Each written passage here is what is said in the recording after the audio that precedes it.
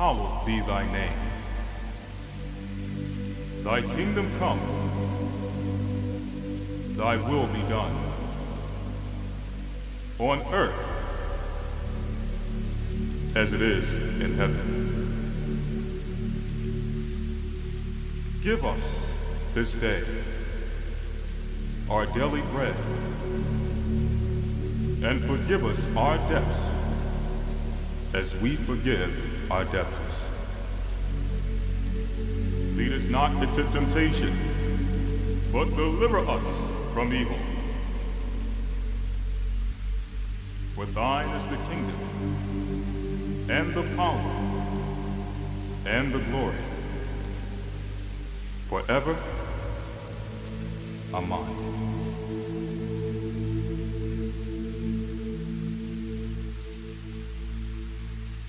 Abba Noah, Shabbat Shemaya, Kodash Haya Shemka Ahaya, Malakwavka Taba'a, Ratazawanka Haya Aisha, Ba'arataza Kawa, Haya Bashemaya,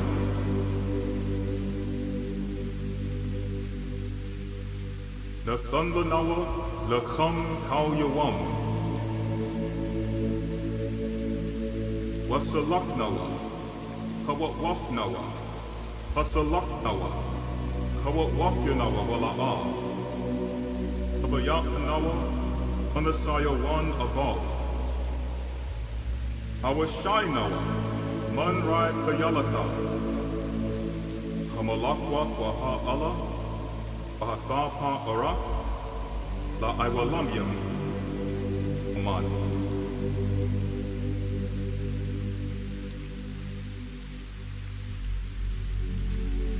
Our Father, which art in heaven, hallowed be thy name.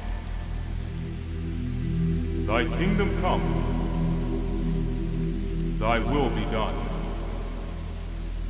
on earth as it is in heaven. Give us this day our daily bread, and forgive us our debts as we forgive our debtors. Lead us not into temptation, but deliver us from evil. For thine is the kingdom, and the power, and the glory, forever. Amen. Amen. Amen. Amen. Amen.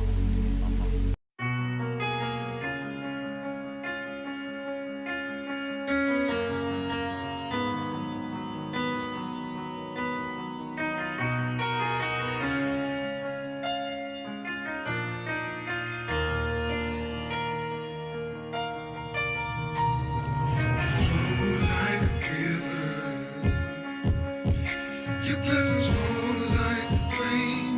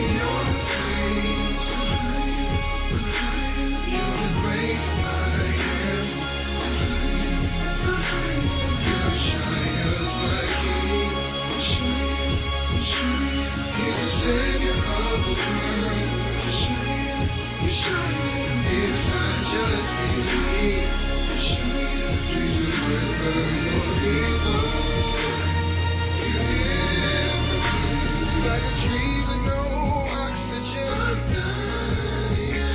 like a flower with no water, withering away, like a desert with no rain. Please come save me right away. You are the air I breathe, deliverer of all humanity.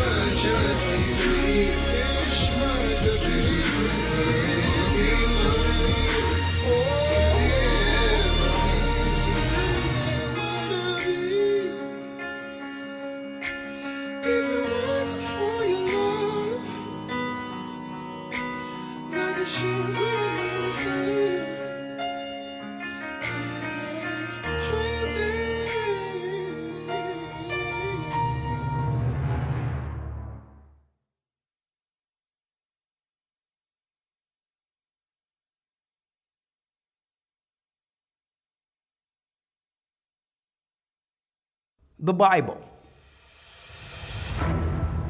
Is it hard to understand? When it comes to reading the Bible, the first thing that comes to mind is the fact that this is the Word of God. The seals have been broken, and the truth is here. And when we go throughout the scriptures, when we go throughout extra biblical records, we find that the language that God employed, that He used to create the heavens and the earth, was the Hebrew language. Christ said, I came for the lost sheep of the house of Israel.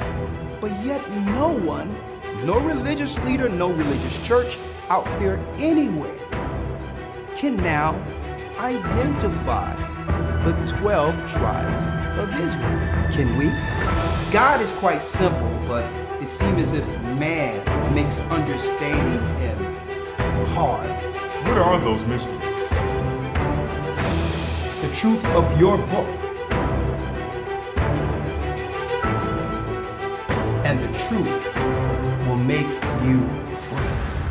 The Hebrew and Bible Academy, you're invited.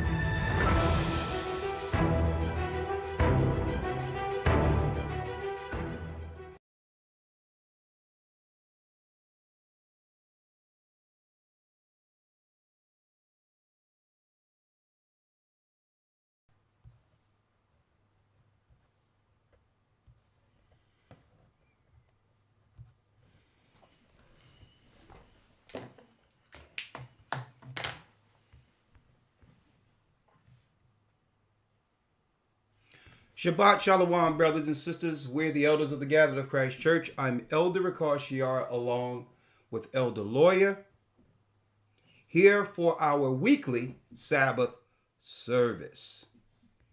That's right. All praises be to the Most High, Ahaya, Ashah, Ahaya. Before I go into the lesson, let me make an announcement, just like you've seen with the advert that, yes, we have a new Hebrew and Bible Academy that will begin May 22nd. Okay? You're all invited. After the Sabbath, you can actually go online, go to historytimes.org and enroll. All right, we'll have a lot of new lessons that you've never heard before. And what this does is give you the information needed real time when it comes to news, reporting, as well as great lessons that will have us understand the true doctrine of the Bible according to God in these last days, and we hope to see you there. All right. Now, this particular lesson today will segue into where we're going, where we're going in our first lesson, the creation of the universe, week 1. Okay. where we'll be going into the celestial realm to understand what came to earth in the beginning. There weren't aliens, okay? It wasn't some foreign entity like you see on Star Trek. We're going to go into what happened in the beginning and how the celestial world began to, in this earth, build kingdoms that would rival the image of God, who are people, our people, God's people. And guess what? In the spirit of Christ and God, the children of Israel were born, folks, to judge the fallen, the unrighteous, those that fell in the beginning. And I'll be going into that and more in the academy. Why? Because now there's a transition in which we're now preparing for the world to come. The new heaven, the new earth that will soon, that's right, enter our realm. So it's time to start teaching and give people understanding of that connection between the celestial world and our world, because this world is dying. Okay? We'll soon have a transition. And so I'm going to be talking about that more and more so that our people, brothers and sisters, are not really in the know when it comes to understanding how Christ will return. All right? So I'm going to be talking about that and more in the academy. We're going into portals, the gateways between heaven and earth, and the power through portals. And there's a connection with that in this lesson we'll go into today. Okay? And I hope to see you there. We're going to go into the Ark of the Covenant. More power, because a lot of our brothers and sisters don't understand how we'll be released in fear of all the military power that has been ramped up by all the nations. We think that we're in a weak position compared to the rest of the world, which would keep us under captivity or servitude into perpetuity, when that's not the case at all. If you understand the power that's behind us with our God, you'll know that there's nothing to fear. Okay, so I have to go into the lessons to show brothers and sisters the power we had before the fall. The Ark of the Covenant, how angels enter through portals to talk to the righteous, how we receive the law, statutes, and commandments through 4 portals, that Moses was able to give us the law directly from the heavenly realm. More and more to let you understand what will soon enter our realm to dash the Gentiles to pieces. Now, first and foremost, I would like to say all praises be to the Most High. Again, Ahia, Ahia, the God of Israel, in the name of Yeshua, through the Holy Spirit. Okay. Now, before going into the lesson, let's first do the Hebrew Credo. We do it one time and let's go. Right? Yes, let's sir. go. Shema Yasha Allah Ahaya Allahayanawa Ahaya Akkad. Shema Yasha Allah Ahaya Allahayanawa Ahaya Akkad. Hear, O Israel, the Lord our God is one. Hear, O Israel, the Lord our God is one God. That's right. All right, brothers and sisters, that's right. Get your pen and pads ready. We're going to go into a quick lesson to be edified, so the brothers and sisters can be edified today, okay? Concerning what? They're setting their nest amongst the stars. Okay? Now, this was prophecy that that the powers that be, the Gentile nations who serve idols, would one day work in the earth to use the materials and elements in the earth to go into the cosmos, the stratosphere, and set a nest, which is what? A habitation out in space. Out in space. But why? What's the Bible narrative? Because scientists have been lying to us. Today, you're going to understand why they're setting their nest amongst the stars. Now, brothers and sisters, I don't know if you recognize, but that there's a haze in the sky that's separating us from what's really going on out in space. I remember growing up, used to be able to look into the stars and see movement and the constellations and formulations of clouds. But it's as if The world powers and governments and scientists are working to block us from what's outside of the firmament while they're doing things. While living over in the East, we used to be able to gaze into the sky at night and see the beautiful workings of the Most High, which were the stars, the twinkling stars. And let me tell you, it was like gazing into heaven, seeing angels light the earth. But when you go into these big cities, in Babylon and other areas, it seems as if there's a haze, even at night. There's metals in the sky that's blocking us from actually seeing the sun. What are they concealing? They're concealing a work they're doing out there that they don't want anyone to understand. There's a preparation. That's right. NASA and others are preparing for a celestial war, knowing what's coming back here. Okay? So today we're going to go into that, setting their nest amongst the stars. Now, I have a few videos I want to show real quick. Fair use. Fair use. To show you what scientists are cooking up. Now, Elder Lawyer, I need you to go to Titus real quick and give me the info on science. I mean, 1 Timothy. Yes, 1 Timothy. And let's give brothers and sisters first the insight on our scientists today. Read it. 1 Timothy 6, verse 20. O Timothy, keep that which is committed to thy trust. So here it is. The apostles were writing to the churches and saying, well, listen, keep that what? Which is committed to thy trust. Which is committed to thine trust.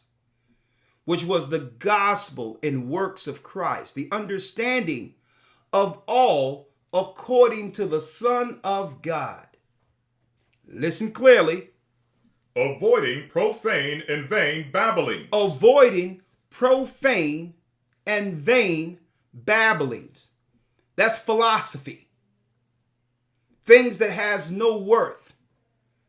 In the true what?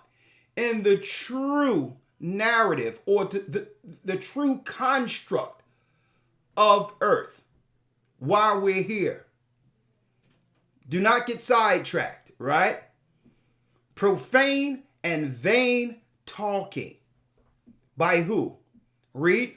And oppositions of science. And what? And oppositions of science. And it goes straight into, brothers and sisters, the vain babbling that we'll hear to oppose what? The narrative of the book. Science was set up in this earth to do what? To rival the true God of Israel, to rival the true narrative of the book. Read that last piece again. Avoiding profane, in fact, I'll start from the top. O Timothy, keep that which is committed to thy trust. Avoiding profane and vain babblings. Now, we keep this to our trust, the Bible, Christ, God. We're not supposed to trust science. See how they flipped it? Trust the experts. Trust science. You're not supposed to trust science. Science was set up to oppose the true God and his people.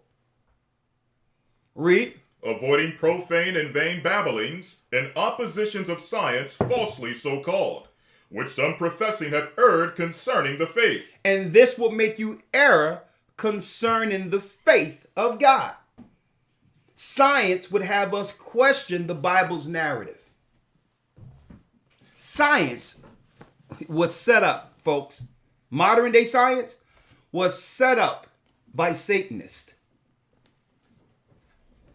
so that they can keep us distracted off of our true mission to oppose them. to help them build, that's right, a war on earth, to create a war or an army on earth that would oppose God at the very end. Let's see what's going on. They're setting their nest amongst the stars. Oh yeah. I need y'all to check this out. What's going on out in space? You'll be able to hear it. I'm going to have it loud enough so you can hear it, Elder Lord. Yes, sir. Let's go.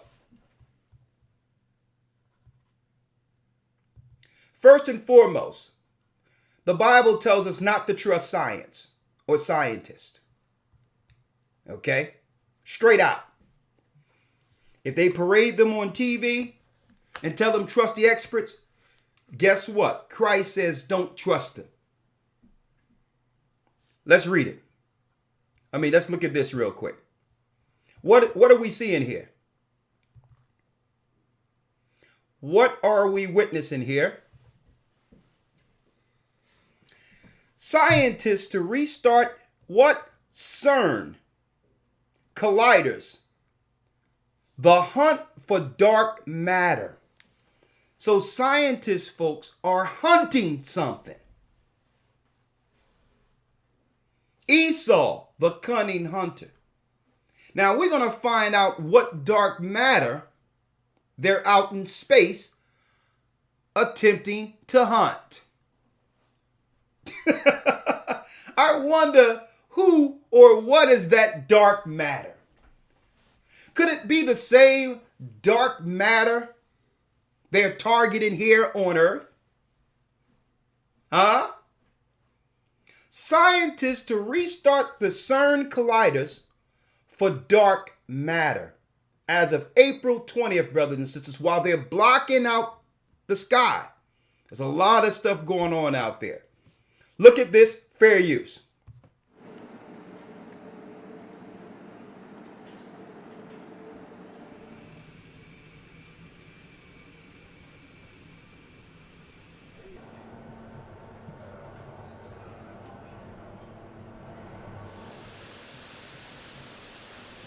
What are they doing?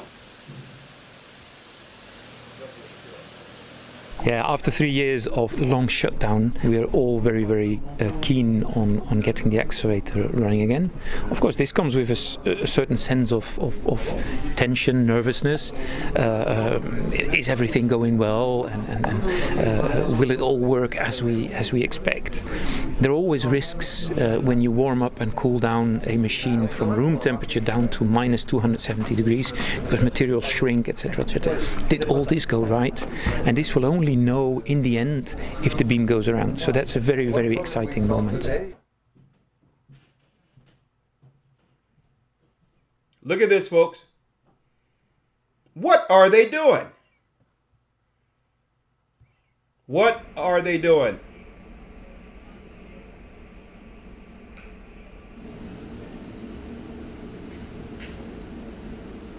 What are they preparing for, If you folks? look to the sky in the evening, you see this 5% of what's out there, and the other 95% you don't see.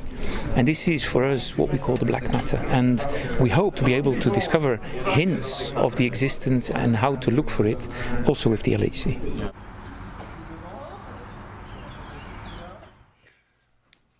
The CERN Control Center, folks, in a nutshell. When we reported on this in 2011, it was found that the CERN was a part, the missing part that they found for the original Tower of Babel, ancient technology, which is now on grid.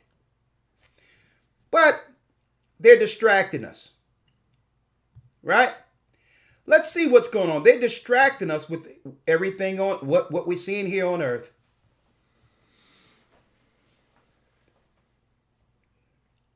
They're concealing the stars while working to go out into them. More fair use.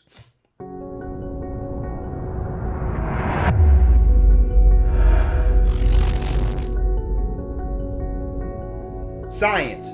The Satanists. James Webb Space Telescope a $10 billion observatory that successfully launched into space on Christmas. $10 billion, folks. $10 billion for nothing? Why are governments coming together and putting so many finances behind what? The heavens. And folks, they launched this on Christmas. See? Nimrod's birthday. Tower of Babel.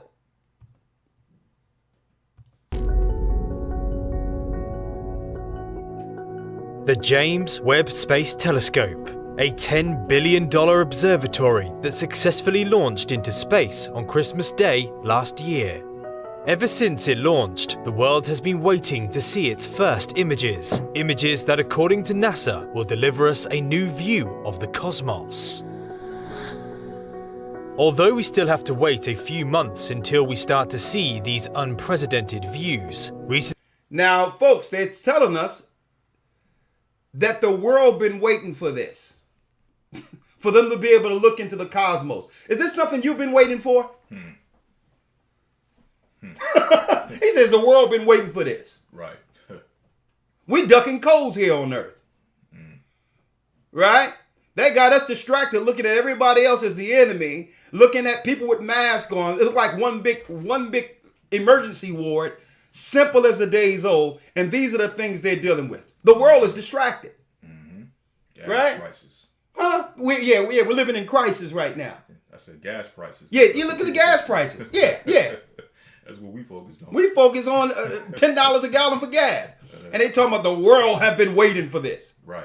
Who are they speaking of in particular while they keeping you distracted, putting people down? Folks, they launched this last Christmas. The same time they were making it out there and making it, the conversation last Christmas was, is it safe for you to have Christmas dinner with the rest of your family for the pagans who still celebrate it? Okay, that was the conversation for Christmas. Can I sit down with Grandma? Is Grandma contagious? Right. Okay, or that was the conversation while they was doing this, brothers and sisters. Now I pause it because for fair use, we have to sometimes interject or whatever, so that if we play it straight through, then those are the rules. But here it is. What were they doing last Christmas on Nimrod's birthday? The same time they were opening up CERN. Recently, NASA released Webb's first in-focus image of a single bright star, captured as part of a mirror alignment process. A bright star. But in the background of this image, if you look carefully, you will see something even more interesting. A taster, if you like, of what this extraordinary telescope is capable of. Now, what do they need a telescope out in space for, folks? Ha ha ha ha. There's some black matter coming, folks.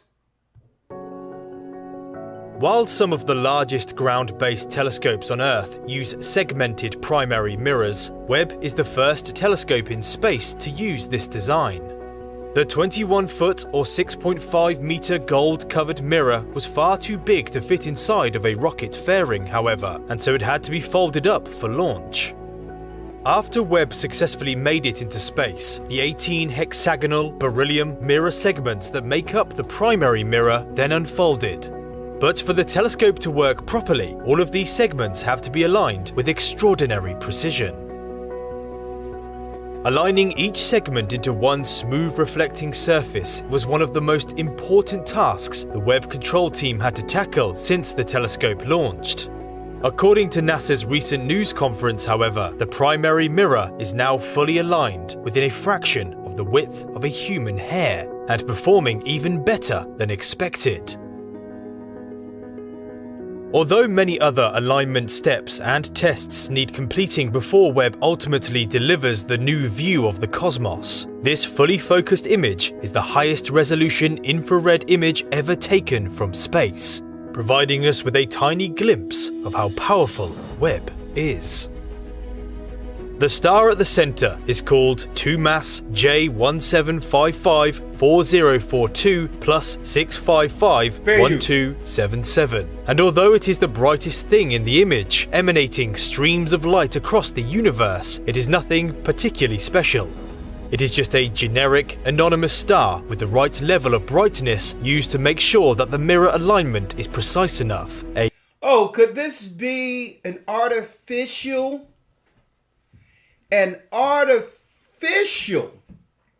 morning star? Could this be an earthy creation to mimic the morning star? See, I'm going to show you how this all ties together, folks. They're outright introducing Lucifer as the god of this world who can shine out in space so that all the earth can see as a god, to be revered as a god. Now, when you put this together with the CERN, something happens. You have the telescope looking out there. They already discovered the portals in 2012 all around the earth. I went into that in the academy. And on top of that now, the morning star, not only is a telescope so that the earth can see that what the world powers under Satan has accomplished to some level what Lucifer promised. That's right. To one day be like a god, to be seen as a star in heaven. I'm going to show y'all this, folks. A test star, if you like. A what? It's what A what? A what? the mirror alignment is precise enough. A test star, if you like. A test star, if you like. Man, when I seen this video just came out a month ago, folks. I was like, whoa. They're bold with this. And the scientists of the earth believe that they're going to accomplish Satan's mission to go out into the stratosphere, into the cosmos, to fight against God. They're looking to take the battle outside of earth into heaven, folks. Everything I'm mentioning right now was prophesied while they have you distracted down here with a cold, looking at each other, bumping into each other, confused out of our minds to how close we are to what? Christ is coming. It's what is surrounding the star that is interesting, the spray of tiny dots scattered across the background. Because these specks are distant galaxies, billions of light years away, that have never been observed before. These mysterious, distant galaxies make this crystal clear image a so-called deep field image, which is an image that has captured the most distant objects in the universe. The Hubble Space Telescope requires days, sometimes weeks, to obtain some of its most famous deep fields, such as this one, whereas Webb will be able to accomplish the same results in just hours. The James Webb Space Telescope is designed to be 100 times more sensitive than Hubble, but the two observatories do not image in the same wavelengths. Hubble is an expert in mainly visible and ultraviolet radiation, while Webb operates in the realms of infrared. It's important to remember, however, that this is only a test image. The glorious vistas, such as those captured by Hubble over the last 30 years or so, will come later, once the observatory is fully operational. But even though it is a test, it does represent the beginning of what we will soon be observing. The James Webb Space Telescope will allow us to peer back in time and capture the first galaxies that formed only a few 100 million. Do you see what they're trying to do? This is a perfect segue into the creation of the universe, folks, and the portals of God that we're going to be going into. I'm going to tell you this right now.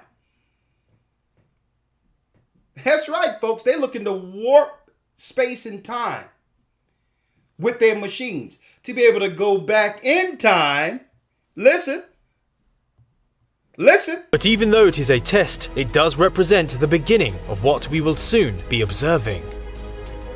The James Webb Space Telescope will allow us to peer back in time and capture the first galaxies that formed only a few 100 million years after the Big Bang. Now let me go back to that ladder. I mean, that arrow. The arrow there. 100 million years after the Big Bang. Let's go back to that arrow. Hey, folks, you see where it says the Big Bang at? The Big Bang is whom the world deems to be God. That's the Big Bang. The Big Bang is when there was a war in the beginning that led to spirits being moved, beings being moved from the sides of the north into this realm. That's right. Dark and void, according to Revelation. According to Genesis, the first chapter, where it was talking about the void and the darkness. The Big Bang is code for God because what? Every action, there's a reaction. You cannot have a Big Bang without someone creating it or something creating it. They're talking about getting back to God. The first galaxies that formed only a few 100 million years after the Big Bang. Hold up, I gotta go right into this. I'm going right into it. Let me move this out of the way here. They're setting their nest amongst the stars. They have the whole earth distracted, under sin, and it's to a point where what? There's no resistance on earth against anything they assume at this point. They're in bold. Let me tell you, the scientists are emboldened in their initiatives now. There's no resistance on earth because there's not too many people out there who actually believe the record anymore, the Bible. But does the Bible gives us the understanding of the so-called science you and I today on this Sabbath just viewed? Folks, we as a church been keeping our eyes on this for a long time. You can't be talking about the Most High and Christ and the coming of Christ and not understand how things will unfold on earth and the prophecies of what the world powers would be doing on earth that would lead to what? The battle of Armageddon. I'm going into it right now, folks. Here it is. Setting their nest amongst the stars, and they're doing this right up under our noses. I don't know. You talk to your family members and all that. They, on one level, they just talking about Biden, this, that, and the other, Trump, what's going on with the Ukraine. And guess what? The world powers are laughing at all of the people. They're laughing at you. They're handling their business. Their business is to serve their God and to do what? Set their nest amongst the stars, knowing that time has run out. Time has run out. And we're operating as if it hasn't.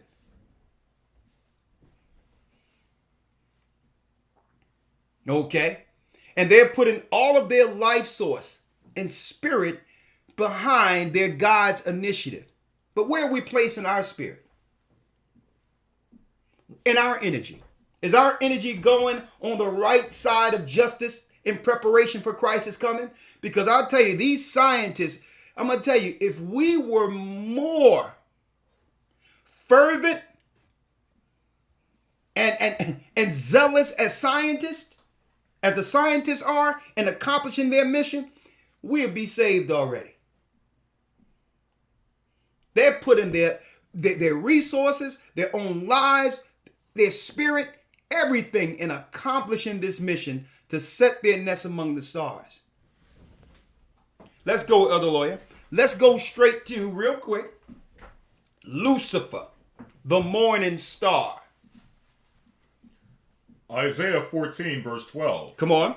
How art thou fallen from heaven, O Lucifer, How did you fall, O Lucifer? son of the morning? Son of the morning star. Read. How art thou cut down to the ground, which didst weaken the nations?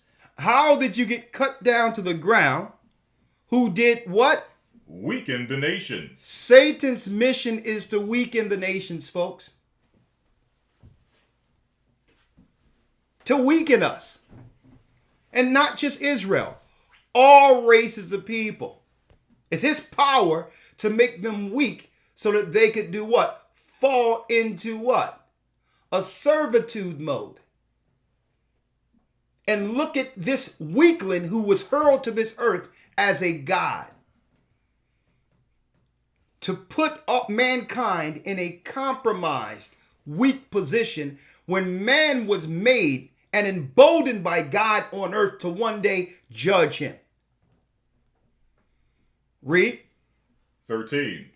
For thou hast said in thine heart, Listen to this. I will ascend into heaven. I will do what? I will ascend into heaven. I will ascend into heaven. No one understood how this could go down.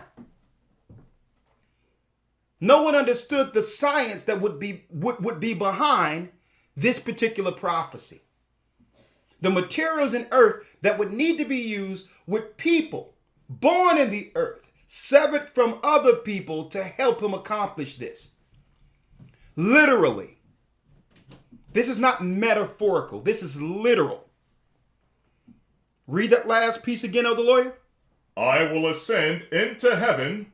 I will exalt my throne above the stars of God. I will sit also upon the mount of the congregation in the sides of the north. The congregation in the sides of the north are who? Are what? The heavenly hosts. The heavenly hosts. And this is why when they put this telescope in the sky, NASA and others in the world powers who were waiting for this, said they were able to look into what? Look into the cosmos and see stars that the Hubble telescope could not see within 2 hours. Okay? The congregation of God are angels. I will do what? Verse 13. For thou hast said in thine heart, I will ascend into heaven. I will ascend into heaven. That's over the firmament. Read. I will exalt my throne above the stars of God. Come on. I will sit also upon the mount of the congregation in the sides of the north. Read. I will ascend above the heights of the clouds. I will be above the clouds in earth. The clouds are before the firmament, which is the what? The circumference or the sphere around earth, the firmament. Okay? Which separates what? The life in earth from the life outside of it. He said he would go above the clouds. Read. I will be like the Most High. I will be like the Most High. I will be like the Most High. Now, we all know how this ends. Even the fallen God the world powers worship understands what will come of this satanic plan. And we're going to talk about that today. We're going to keep it there real quick. Why are they going out there, folks? Why? Why are they out in space? Elder Lawyer, let's go to Jeremiah 31 and 31 real quick. Why are you out there? Get the precept, Jeremiah 31 and 31. Jeremiah 31, verse 31. Come on. Behold, the days come, saith the Lord, that I will make a new covenant with the house of Israel and with the house of Judah. What do Israelites have to do with this? Now, there was an old covenant under Moses, right? But it tells us in the prophecies, the prophets, that he would make a new agreement with those same people. Listen. 32. Not according to the covenant that I made with their fathers in the day that I took them by the hand to bring them out of the land of Egypt. I'm going to make a new agreement with the Israelites. And see, the powers that be, the scientists, understands this. Folks, listen to me clearly, folks. This is all about a battle for power. Who will rule this realm? The same realm Esau currently rules.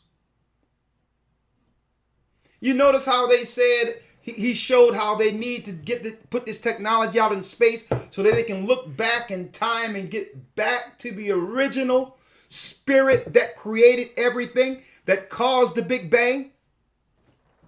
They feel that they have the technology through CERN and other technology to get right back to the beginning, to circumvent time, to do what?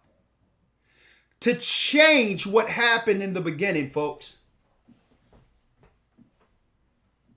To change what happened. This is how insane this sounds. They have the technology and they believe they can accomplish this. That they can get, because the Most High is the great I am that I am. Time, he's out of time and space. He created that. So they need to get to the point of him in the beginning and try to manipulate time to get to him, to reverse time. And I know how crazy that sounds, but this is what the scientists are trying to do. But what? The Most High said, I'm going to make a new agreement with these people for a purpose. Folks, Israelites on earth with a job to do. I have to make a new agreement with these people. Listen to me clearly. Read. Not according to the covenant that I made with their fathers in the day that I took them by the hand to bring them out of the land of Egypt, which my covenant they break, although I was an husband unto them, saith the Lord. So not according to the covenant that was made under Moses. So this kill all these other people out there, real quick sidebar, who is trying to claim that they're going to make it just following what Moses conveyed to our people. There's a new agreement. And if you're not under that agreement with the Son, you're not in agreement with God. I don't care if you're an Israelite. If you believe you can only just follow what Moses said and not follow the path according to Christ, you're not a part of the agreement anymore. Okay? Doesn't matter if you're bloodline. I wanted to put that out there real quick as a sidebar. Even in the prophets, the Old Testament, it was stated that the Most High would make a new agreement with the Israelites, not according to the one that was under Moses. So if you're just strictly following Moses and not the tenets and the laws Christ established and the path he made for the kingdom, what are you following? How are your works justified when the old agreement no longer has power? Moses no longer has power. See? It says, I would make a new agreement. Read. 33. But this shall be the covenant that I will make with the house of Israel. Now here's the gift.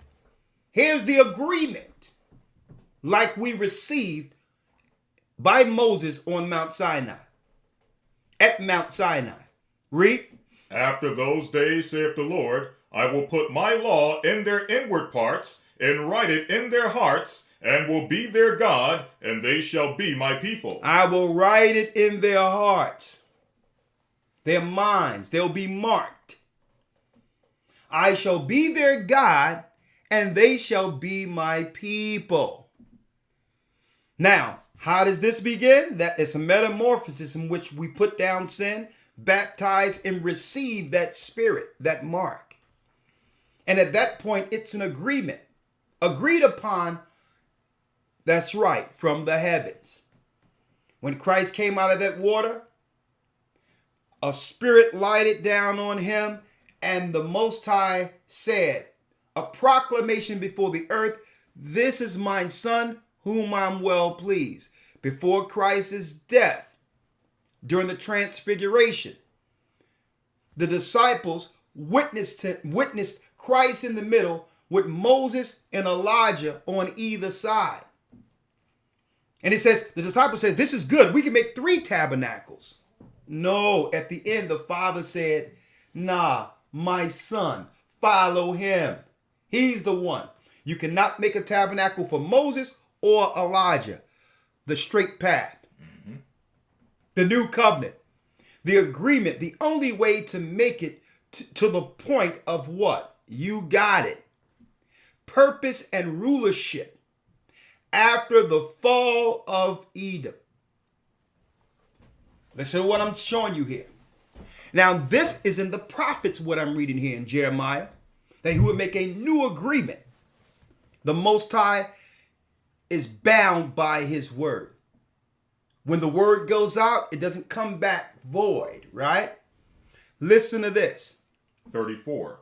And they shall teach no more every man his neighbor and every man his brother, saying, Know the Lord. Come For on. they shall all know me, from the least unto the greatest of them, saith the Lord. Come on. So that spirit leads us to do what? It brings all things to our remembrance. Right? Now we know the history of what happened to us. The fall of our forefathers. The future according to prophecy. We're living it. Showing it to our children. No longer, and sooner or later, all these churches and all these other things will break down because the powers that be have no more use for them. But it's in our minds now. Right? Come on. For I will forgive their iniquity, and I will remember their sin no more. I will forgive the Israelites' iniquity, and I will remember their sin no more, which takes away that garbage they're talking about, that God's people, all God's people rejected him and are done away with now, so that he can receive a new people. This scripture utterly eradicates that what? That false doctrine, that replacement theology that came through the Romans, the Jesuits, and the apologetic lies through the Roman Catholic Church. The replacement theology, claiming that God done away with us to replace us with who? Those sinners? Those evildoers? Come on. 35. Thus saith the Lord, which giveth the sun for a light by day, Listen to this. and the ordinances of the moon and of the stars for a light by night. For a what? For a light by night, For a light by night out in the stratosphere, when you look out in space, if they allow us to anymore, with them streaming drones all through the air with metals blocking the sky, blocking the stars, where you can't even see the moon at night sometimes. But listen to what it's saying here. which divideth the sea when the waves thereof roar, the Lord of hosts is his name. The Lord of hosts, the host are the angels. Read. If those ordinances depart from before me, saith the Lord, If those ordinances depart from me. That means if one day we look up and there's no sun out there, no moon, no stars, read. then the seed of Israel also shall cease from being a nation before me forever. The children of Israel on earth will cease from being a nation before him forever. See, these are God's words. You think Lucifer and the fallen ones don't understand this? That if they can do something about what's out there, if they can win a war, if they can put out the lights in the sky, our people's prophecy will no longer exist on earth. To one day rule this kingdom according to the promises of Abraham. So I'm going to show you why they're out there, why they're setting their nest among the stars, folks. Because according to the word, the same God who hurled him, who is the word, it's stated in the records, not just in the Bible, but the heavenly tables, that if they can put out the lights outside of the earth, we will no longer exist. Foiling the prophecy of our people ruling again. See? Are you following me here? And they'll make you believe that our people aren't important, insignificant. They understand that it's deeper than just who we are right now. Satan and the fallen ones and the powers who worship them and the scientists understand what we will become. They're getting in front of this thing. They're not trying to wait for this. Understand what the powers that be are doing. They understand it's not about who we are right now. The prophecies have already showed them what we will become if they don't intervene. If they don't try to change us. If they don't change us. If they don't intervene with their chemicals. If they don't intervene with their science. Because we weren't born just to judge the fallen ones. We were born to judge them too. See? So this is an old prophecy from Jeremiah that says, and the Most High said it, and he's daring them here on earth. I'm the Lord of hosts. If you can come up here and put out our light, then I'm doing away with my people. If you can beat me up here, if you can come to where we reside, the sides of the north, and fight and accomplish a war against me, then only will I do away with my people. My people will be my people until what? They stand as kings again. Is what God is proclaiming here. See? They're not teaching us this in church. They're not teaching us. They want us to always be defeated. Reveling in the spirit of what? Victims. Compromised as victims. Sorry, with our hand out like dogs, believing that any blessing should come through them. See? This is the posture, the mindset that they have our people in. When the Most High was like, well, no. I will never do away with my people. I made a promise to their father Abraham. Okay, I made a promise that only if they can come out here, and what? If they can come out here and fight me and defeat me, only then will I put away my people. Right? Read on. 37. Thus saith the Lord, if heaven above can be measured. If what? If heaven above can be measured. If heaven above can be measured. The Webb telescope that I've just shown you that was launched, folks, last Christmas while we were running around, simple as a days old, talking about a shot and mask and whether or not we can go into a restaurant. They're measuring heaven. It's as if they're at NASA together in the back room with the Bible open and saying, okay, how can we buy time according to their prophecy? How do we buy time? Well, it says here, the scientists are making you believe that they're doing all this stuff, and they got the book open saying, well, it says right here, if we can measure heaven, and if we can stop the stars from shining, that he'll put out his people. He will actually eradicate his people from being the children of Israel. They will no longer have a prophecy. And without these people, we as Gentiles can rule forever. It's as if they are sitting at NASA, Esau, with the Bible open, trying to work their way around this and saying, well, he did say that. Well, where's the technology? Okay, open the CERN collider. Let's go out into space. See? Right? Are y'all following me? Let's set our nest amongst the stars.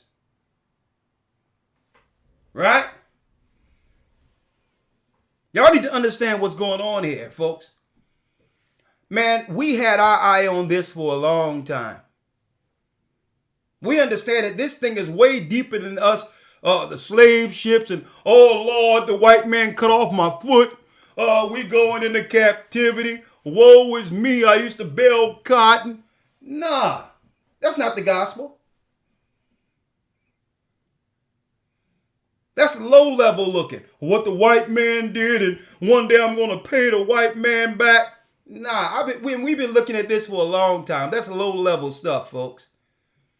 It's in preparation for what's to come and checking out the science that actually verify that the biblical prophecies are correct. What the scientists are and Satanists would actually be doing right before Christ is coming.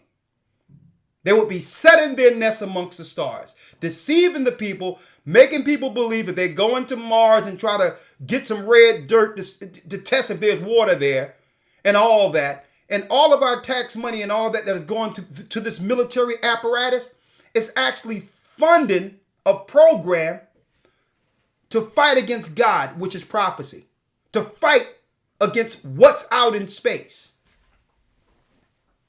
See? But they had to make some bogus excuse. So they came out in the 60s and all that and talking about, yeah, the Eagles just landed. We landed on the moon. You can't land on the moon because the moon moves through portals. The stars doesn't revolve around the sun. All the stars, including the moon and the sun, which are stars, revolves around the earth. There's no way for anyone to get on one of these stinking ships here in the earth, folks. At the 60s, look like they were jumping out of a moped, talking about they landed on the moon. Utterly ridiculous. And how do you know they didn't do that? The technology today is exponentially greater than it was in the 60s. And you would expect it a moon landing every year by now, right? But they needed what?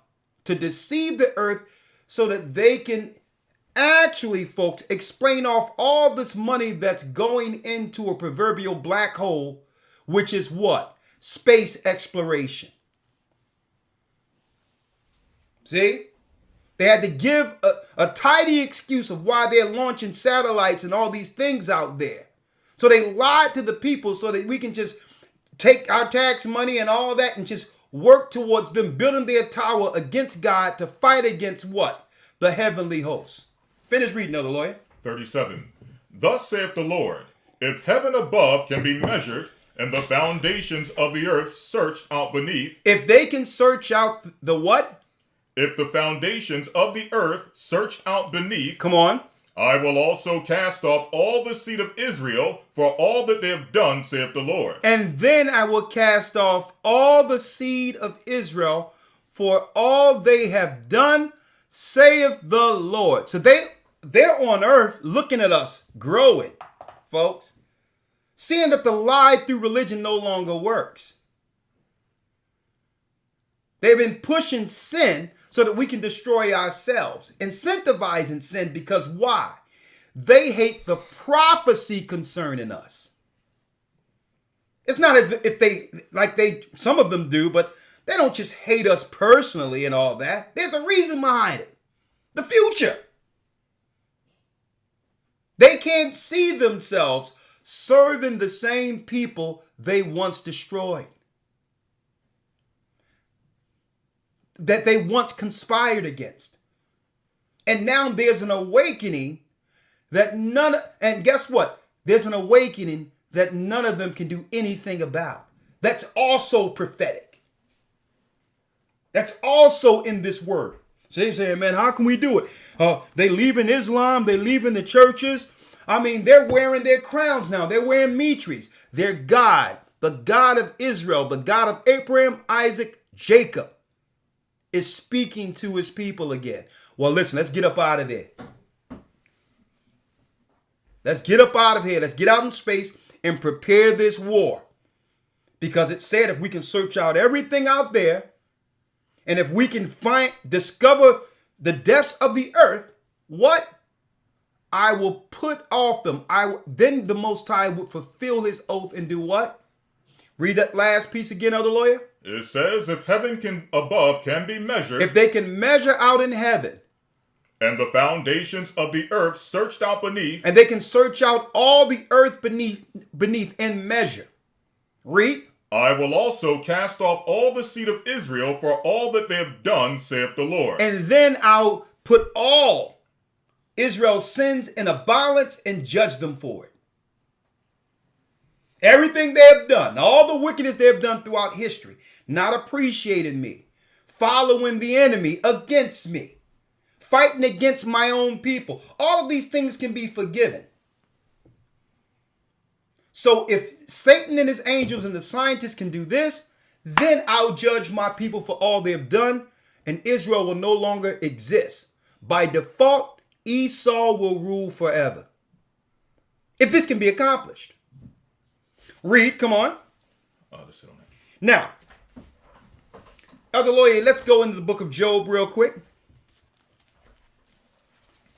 Now, Lucifer promised that he would get out into the stratosphere, into the cosmos, and be like the Most High, fight against the Almighty. We're going to show you the future of that, concerning that. But let's go to the book of Job real quick. Yes, sir. Job 38, verse number 31. Job 38 and 31. Read it. Canst thou bind the sweet influences of Pleiades? Can you bind the sweet what? Influences of Pleiades? Influences of Pleiades, folks. Pleiades is what? Pleiades is a star system leading out into the heavens. Pleiades is a star system. Read that again. Yes, sir. Job 38, verse 31. Canst thou bind the sweet influences of Pleiades? Can you bind the sweet influences of Pleiades? Come on. Or loose the bands of Orion? Or loose the bands of Orion? The question is, the answer to that is no. Orion. Can you loose the bands of Orion? What is Orion? Orion, brothers and sisters, are the constellations. These are angels commanded from the heavens to minister to what? Man on earth, to let us know the time and seasons according to the 364-day schedule. These are angels, folks. The heavenly hosts. A celestial equator. Orion is a prominent constellation located on the celestial equator, invisible throughout the world. It is one of the most conspicuous and recognized constellations in the night sky. Greek mythology spoke about this, but the Bible speaks of this. Okay? Now, outright, it's speaking of a constellation, Orion. And when you look at the word Pleiades, so there's no such thing as, folks, planets. They're stars. There's no Saturn. There's no Mars. All of it is a lie. There's stars, star systems, constellations. Read that last piece again for me, Elder Lawyer, about Pleiades. Yes, sir. Job 38, verse 31. Come on. Canst thou bind the sweet influences of Pleiades? Pleiades. What is Pleiades? Pleiades are a group of more than 800 stars located 410 light years, okay, from Earth in the constellation what they call Taurus. But it's another star system. A star system. Pleiades. Pleiades. A star system. The Pleiades, also known as the seven stars, and other names by different cultures. Different cultures. This is what you see in the sky when the chemtrails aren't blocking them. Angels in their course. Okay? Angels in their course. So when you see the word planets in the Bible and you look in the Hebrew and compare it to the Hebrew, it's constellations, star systems, doorways that Lucifer had the knowledge of from the beginning as the morning star. There's pathways through all of these star systems. When you go into the knowledge and precepts to break it down, there's pathways to the side of the north. That's right, where the celestial government is established by the Almighty, and Lucifer knows this. But what?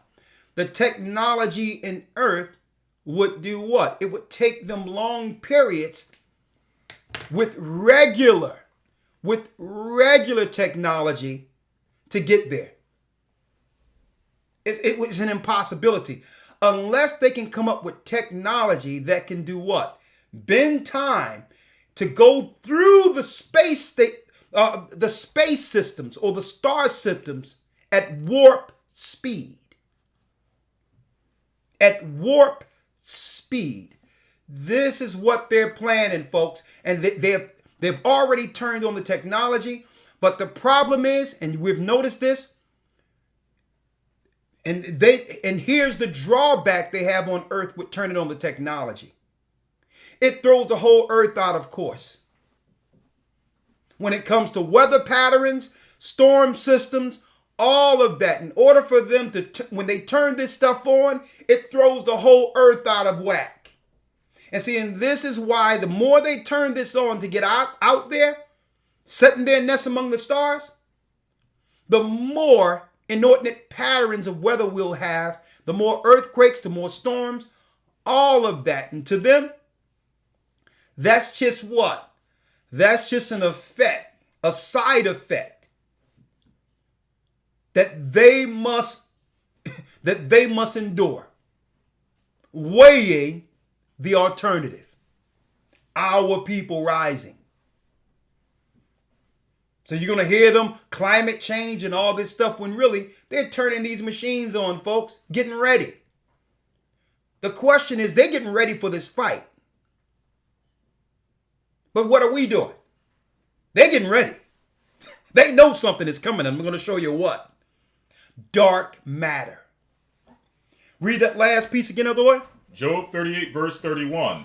Canst thou bind the sweet influences of Pleiades, or loose the bands of Orion? Come on. Canst thou bring forth Mazaroth in his seasons? Come or on. Canst thou guide Arcturus with his sons? Now, these are all star systems that scientists know exist. They know these star systems exist, leading directly to what? The heavenly throne. Read. 33.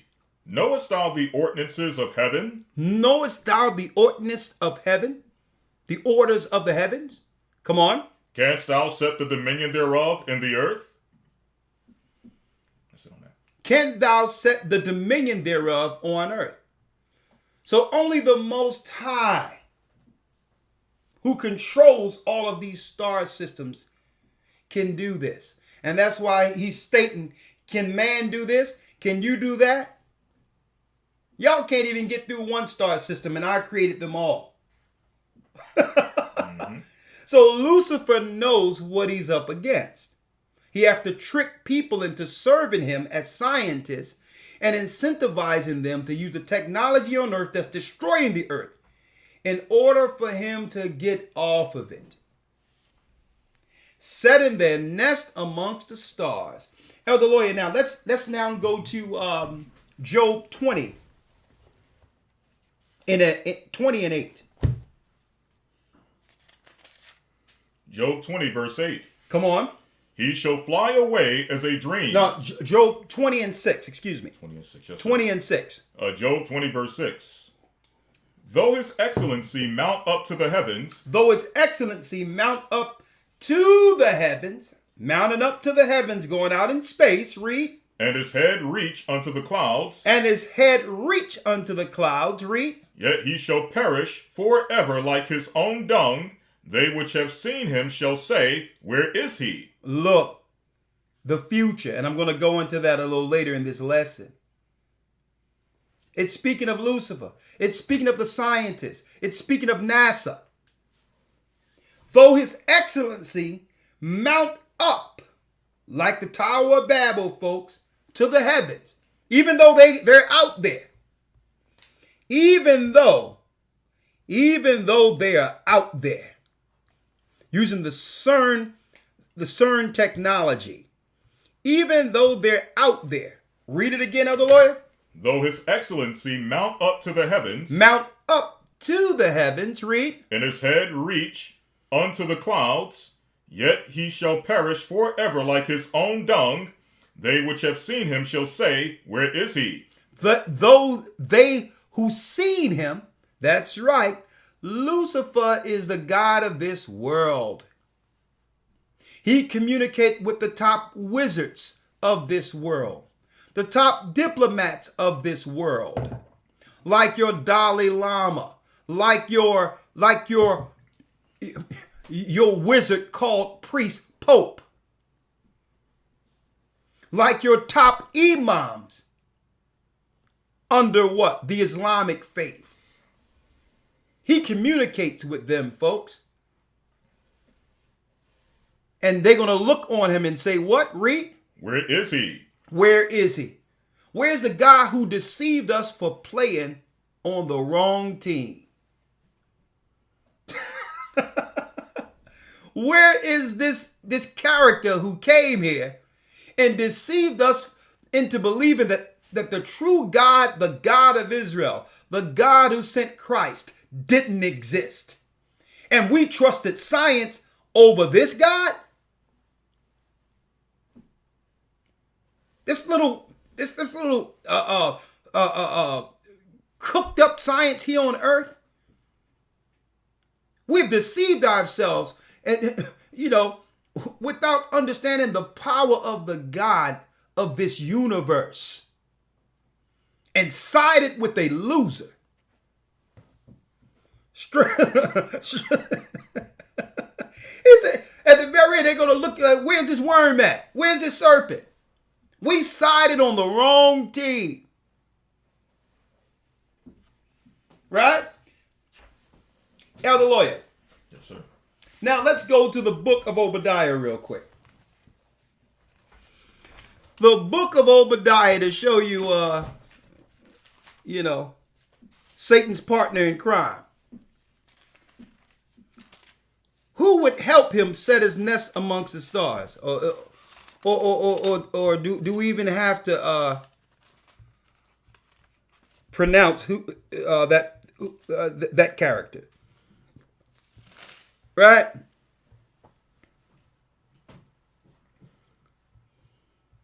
Elder Lloyd, let me show this real quick, if you don't mind. Fair use. Fair use. Fair use.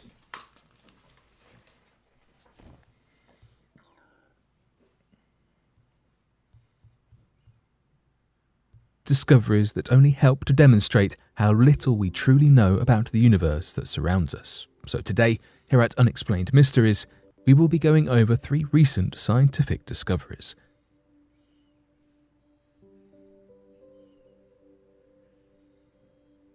Scientists are pretty sure they found a portal to the 5th dimension.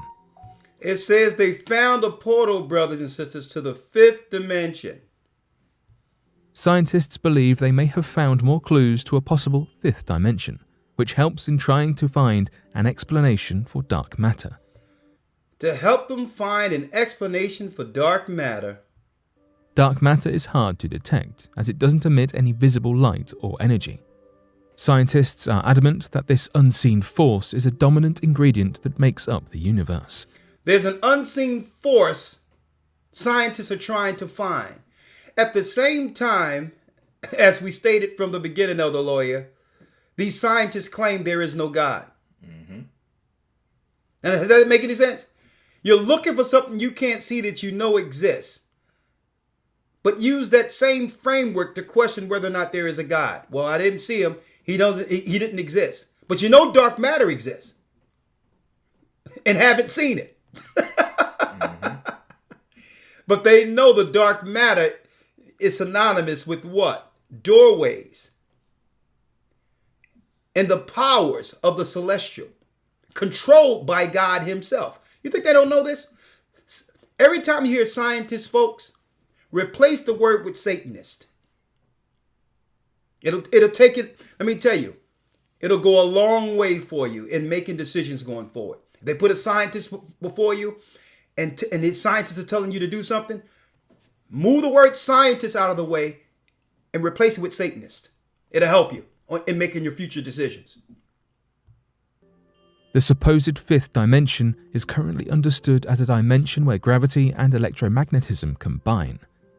This new discovery may not turn out to be as exciting as it might seem at first, but scientists believe it will help us to better understand and observe dark matter in the near future. In the near future. No, we're not going to do that. Let's see who's behind some of this.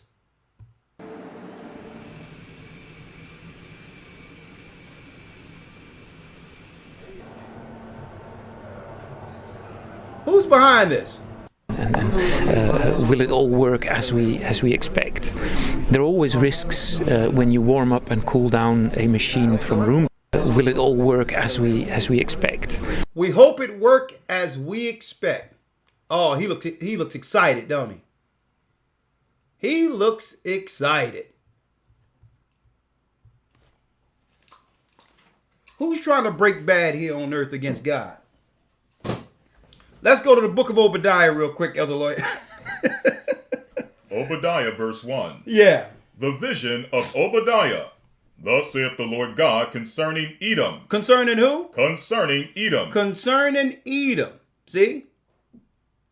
Because, yeah, that's right. Lucifer have sat down with their high priest, with their government powers, Esau at the helm, and said, well, listen, the only way God will cut off Israel from being a nation if you can help us search out the heavens and war against God and turn off all the lights. If you can help us measure the earth and the heavens, you help us defeat God, then the Most High would put off Israel from being a nation forever according to the ancient prophecy. And by default, Esau, your rulership continues. Will you help me? This is how it works, folks. Okay. We'll spare no expense because why? We have everything to lose. Anyway, if we don't at least try this. we just cannot sit back and allow these people to come back to the knowledge of who they are and begin to follow this Christ who we thought was rid of thousands of years ago. We can't do it. If we leave these people to their own devices, they'll communicate with this God, and at that point, there'll be no chance for us. He'll send the angels through gates to protect them until these same people stand as his people again.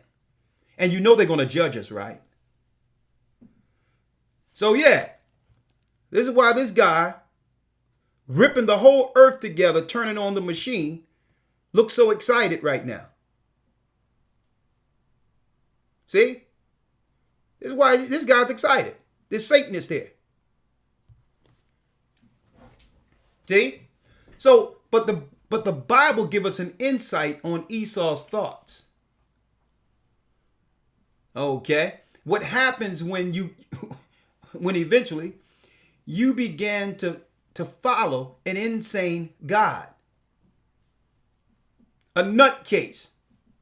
Okay? Straight out. Listen to what I'm going to show you right here. The whole world have turned mad. These scientists believe, brothers and sisters, that they can actually defeat God. Read it. The vision of Obadiah, thus saith the Lord God concerning Edom. Concerning Edom, come on. We have heard a rumor from the Lord, and an ambassador is sent among the heathen. Arise ye, and let us rise up against her in battle. Come on. Behold, I have made thee small among the heathen, thou art greatly despised. Now this is the vision of Edom. Read. The pride of thine heart hath deceived thee, thou that dwellest in the clefts of the rock, whose habitation is high, that saith in his heart, who shall bring me down to the ground? Who saith in his heart, who shall bring me down to the ground? Who's going to stop us?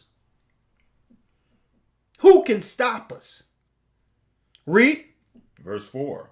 Though thou exalt thyself as the eagle, and though thou set thy nest among the stars, thence will I bring thee down, saith the Lord. Though thy, what? Though thy exalt thyself as the eagle, and though thy set thy nest among the stars, read. Thence will I bring thee down, saith the Lord. Thence will I do what? Bring thee down, saith the Lord. When you set your nest among the stars, I will begin to bring you down. A lot of you brothers and sisters, you have to go back to see this video, but we're going in of the technology they're using on Earth connected to telescopes in preparation for the war. The celestial war that's actually prophesied out of the Word of God. They have set up a military apparatus on Earth, established in the Earth, using the CERN collider as well as telescopes and all of that. And they've also, folks, those in the academy understand this, found the gateways throughout the whole earth. And I have more information on that for the next academy. In preparation for the war against what? Christ. Christ. Read. Though thou exalt thyself as the eagle, Read. and though thou set thy nest among the stars, And though thou set thy nest among the stars, they have made an artificial morning star through this telescope that can be seen, that's going to be seen in the earth when they allow you to, through your chemtrails and everything else. Making a proclamation in the earth that they have assumed this prophecy to put their God or the spirit of their God above the firmament like God. Who's behind this? Who's helping Lucifer? Esau. Esau, folks. Read. though thou set thy nest, or though thou exalt thyself as the eagle, and though thou set thy nest among the stars, thence will I bring thee down, saith the Lord. At that point, I will begin to bring you down, saith the Almighty. I will begin to bring you down when you start to set your nest among the stars.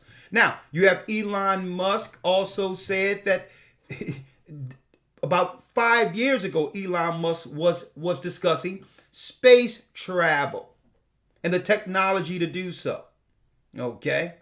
So don't get deceived through Elon Musk. He's the new Satanist that's being used in place of Bill Gates. Now they have used up all the use of Bill Gates, and people can see him, Bill Gates, for who he is and who he always was. A eugenicist. Okay? He's nothing good for any people, not our people either. Okay? He's a top Satanist. Now that they can no longer use Bill Gates, they've replaced him with a new guy by the name of Elon Musk right before you. And he's another guy who is not to be trusted. All right? These are Satanists. Okay? When they use up their tool that no one... And guess what? Bill Gates did a great job for them, establishing all the poisons and everything that's destroying our people. Great job. They're going to phase him out, and they're going to now move in the next guy, the next Satanist. You had Elon Musk. You have the guy who owned Virgin Airlines from England, top Satanist. They were always discussing traveling on the outside and being able to live on the outside of the firmament. And none of us understand religiously what this is. Okay? There's an end game to this. They're not doing this for just exploration or extra finance and setting up some hotels. You cannot set up hotels on other planets because there's no such thing as planets. Come on, yeah, we're going to have We're going to have little colonies on this star and this moon. And there will be no colonies on Mars. None of that Right. crap exists. They're lying to you, folks. The real narrative is what you're understanding right now here on a Sabbath. On the Sabbath is what you're understanding here.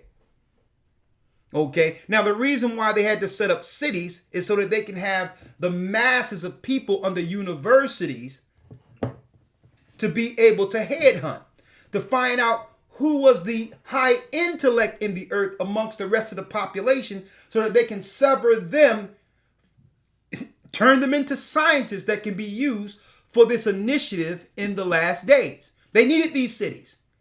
These cities, because why? You had to have a condensed number of people to actually pick the high IQ out of the masses. So the cities were being used as what? A picking ground, a choosing ground for the elite minds.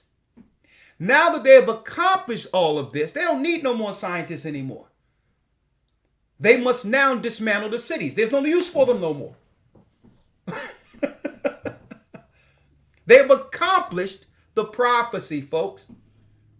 Therefore, that's right. Therefore, leaving the cities expendable. They don't need no new minds anymore. It's what are we going to do about the rest of these people now? They had each age. They had the initial age doing slavery and all that, the farming, which is the labor at the time. They went to the industrial age, right? They moved that, right? And then they moved into the what? The tech age. And what we're going to do all these people? We don't need them no more. We got the minds that were needed to accomplish what? Setting their nest amongst the stars. In preparation for the last war. No, I'm not talking about the Ukraine, Russia. They don't got nothing to do with all that. I'm talking about the real war. They've been ramping up for the real war, folks. The war that actually free God's people once and for all. Okay. And I'm going to show you. Finish reading, Elder Lawyer. Yes, sir. Verse number 4. Come on. Though thou exalt thyself as the eagle, and though thou set thy nest among the stars, thence will I bring thee down, saith the Lord. Thence will I bring thee down, saith the Lord. Read. If thieves came to thee, if robbers by night, how art thou cut off? Would they not have stolen till they had enough? And it's speaking of the mindset of Edom. He will set his nest amongst the stars, and he'll have to rape, rob, and destroy to do so. A thief. A robber. I mean, this guy's he's so bold, he'll steal a whole nationality. Oh, no. I know y'all people. I know who you are. I know y'all moving around and, y'all operating. I know you're from the bloodline of Jacob, but excuse me. No, don't worry about it. We're the people now. We're the Israelites. Okay? We can even steal your nationality. But like, well, hold up, man. I don't know the difference between you and the other guy who's Polish sitting next to you. Or who's from another race. I mean, who's from another part of Europe. Well, you look white to me. Well, we are who we say we are, okay? Okay, we can be anything we want. Can't you tell? Thieves have no what? There's no code of ethics. There's no clear line to define whether or not they move the bar as it goes. They're thieves. They're liars. They can even steal your national origin right in your face and say if you say something about it, it's hate. Thieves. Thieves. And the Bible tell you these are the people that are behind the Satanist agenda to do what? Fight against our God. Elder Lawyer. Yes, sir. Let's now go to Jeremiah 49 and 16. What do they know according to prophecy is to why they're out in space? And I'm going to go there in a moment. What's coming? Let's see what black matter, the world powers here, fears. The real black matter. Right? Let's go, other lawyer. Jeremiah 49, verse 16. Thy terribleness have deceived thee, and the pride of thine heart, O thou that dwellest in the clefts of the rock. Esau, your pride have deceived you. The God you served has deceived you. Read. In the pride of thine heart, O thou that dwellest in the clefts of the rock. You were in Mount Seir. Later, you were in the mountains of what? Georgia, Russia. The Caucasus Mountains. Read that last piece again. Thy terribleness have deceived thee, and the pride of thine heart, O thou that dwellest in the clefts of the rock, that holdest the heights of the hill, though thou shouldest make thy nest as high as the eagle, I will bring thee down from thence, saith the Lord. I will bring you down from thence. The whole earth soon will see your space junk like asteroids come crashing to the earth.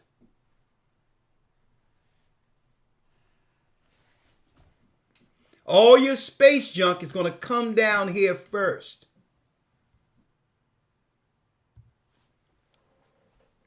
Your telescopes, the gravity pull of the earth is going to pull it all back.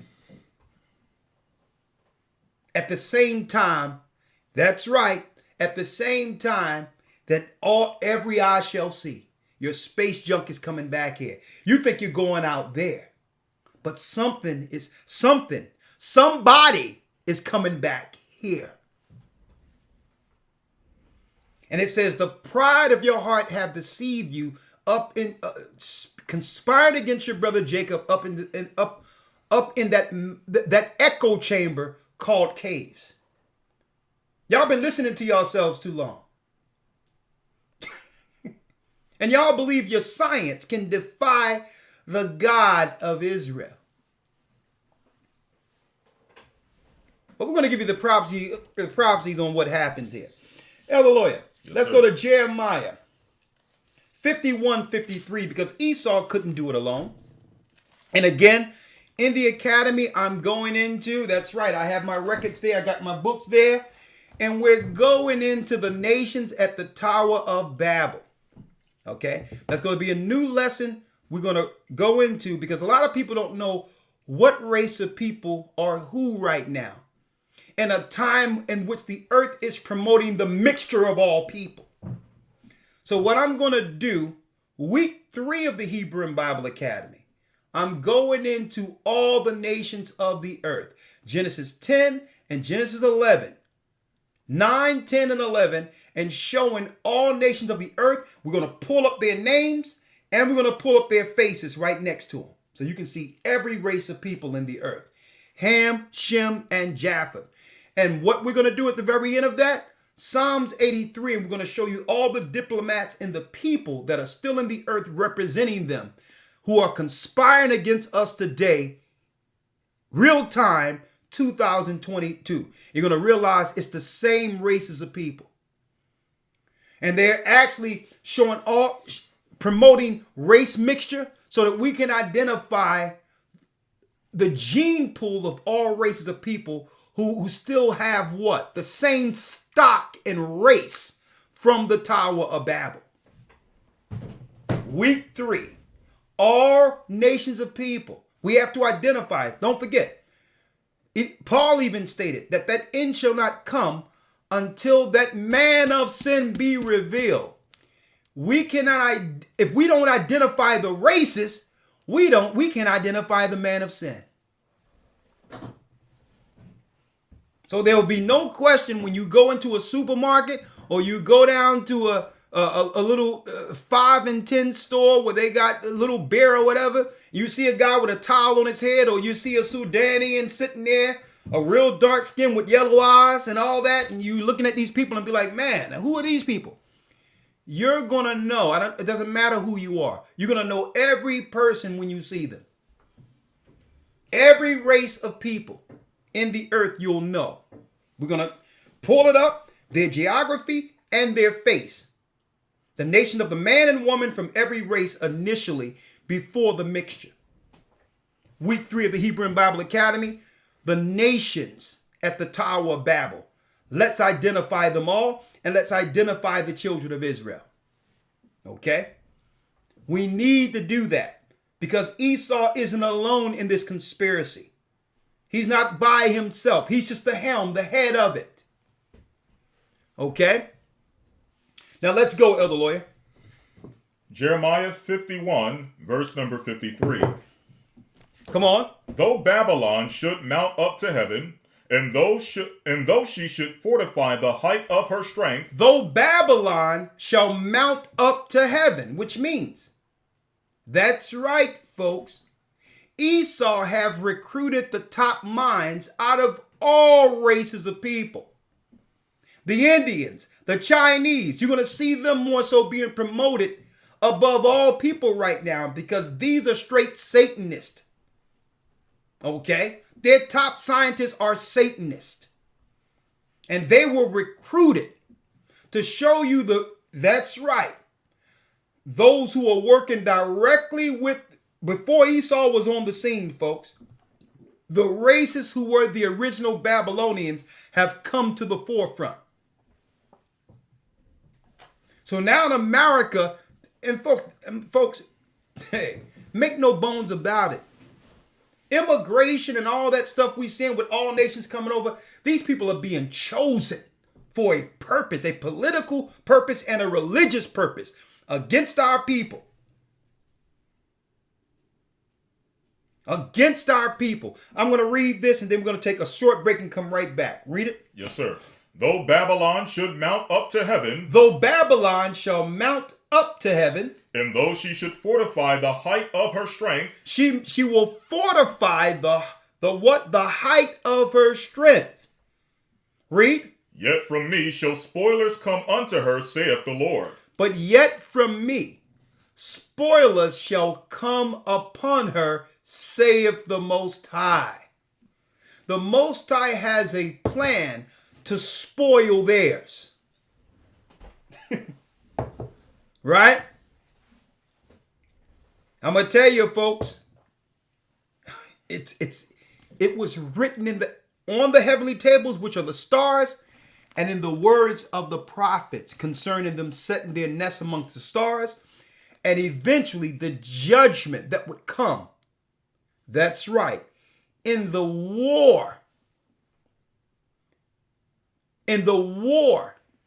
against these scientists who have actually set up the technology to fight. I'm going to show you this and more on the other side. The dark matter. What dark matter? You got it. We're going to show you who they're looking for. We'll be right back.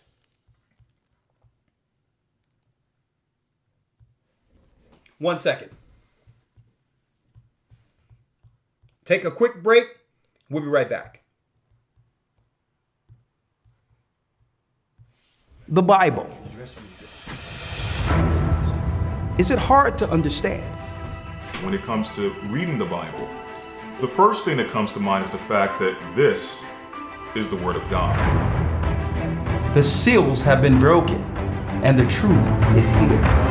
And when we go throughout the scriptures, when we go throughout extra biblical records, we find that the language that God employed, that He used to create the heavens and the earth, was the Hebrew language. Christ said, I came for the lost sheep of the house of Israel. But yet no one, no religious leader, no religious church out there anywhere can now identify the 12 tribes of Israel. Can we? God is quite simple, but it seems as if man makes understanding Him hard. What are those mysteries? The truth of your book and the truth will make you free. The Hebrew and Bible Academy. You're invited.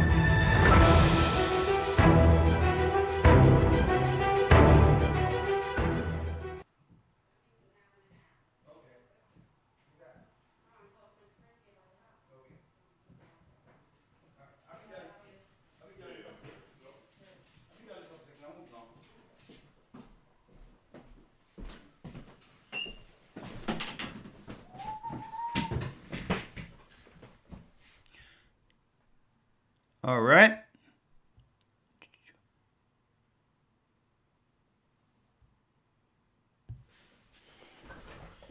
All right, right back. Current viewers, we got over 3,000. Do us a favor. We're about 1,000 likes down. Just hit it for us real quick. We're about 1,000 likes down. If y'all don't mind, hit the likes. We're gonna jump right back in. We're going to jump right back in, brothers and sisters. And yes, as you can see, the Hebrew and Bible Academy will start May 22nd, and we hope to see you all there, okay? May 22nd, all right? All right, let's jump right back in, Elder Lawyer. Yes, sir. Now, Elder Lawyer, let's now get a few of these here. Dark matter. They've set up portals. Right? They've actually set up technology to see what's on the other side to find the dark matter. Right? Interesting.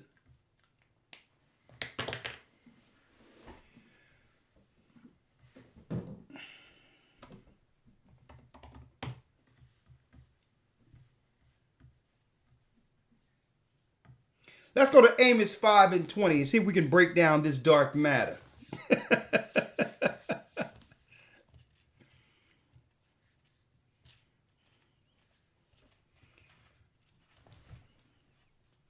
Let's get that and hold Isaiah 19:1 going back to the prophecies. All right. So Isaiah, Amos 5:20. Yep. Amos 5. Let's start at Amos 5 and 18. let's start at 18. Yes, sir. Amos 5, verse 18. Come on. Woe unto you that desire the day of the Lord. It says, woe unto you who desire the day of the Lord. Because we have so many people out here in churches and mosque and all that who say they believe in Jesus and can't wait for him to return. Woe means destruction. The Bible say, woe to you people out there who are saying that you can't wait for Christ to return. Read. To what end is it for you? Because what end is it for you? Have you believed in the true Christ? Huh? Or were you pagan? See? What Christ were you waiting for? The Christ that the Jehovah Witness taught you? Or the Romans taught you? The Roman Catholic Church? Satanist at the helm of that church? What end is it for you? When you were taught through these religions to come against God's people on earth. You were taught that. Subconsciously, the nations of this earth who are religious look down on black people. You were taught to do that, not realizing that we're the children of God. We're God's chosen. See? So it says, woe to them who are out there teaching the day of the Lord. Can't wait for good old Jesus to come. No, you were taught about a white lily Jesus. You was taught a lie. And with that image comes what? Comes what? Ceremonies and sacrifices to Satan. Read. Woe unto you that desire the day of the Lord. To what end is it for you? Come on. The day of the Lord is darkness. Is what? Is darkness. Oh, they looking for that dark matter, aren't they? The day of the Lord is darkness. Read. The day of the Lord is darkness and not light. And not light. Read. As if a man did flee from a lion, and a bear met him, or went into the house and leaned his hand up on the wall, and a serpent bit him. Shall not that day, or shall not the day of the Lord be darkness and not light, even very dark, and no brightness in it? And no brightness in it. Now, why would the Bible state such a good day, the day of our Lord, as a day of darkness? You know why? Because this God is coming to reestablish the righteous. And also was prophesied in the Old Testament records. He's coming to war against all Gentile nations who've established themselves and postured themselves against his people. See? Elder Lawyer, let's go get Isaiah 19:1 real quick.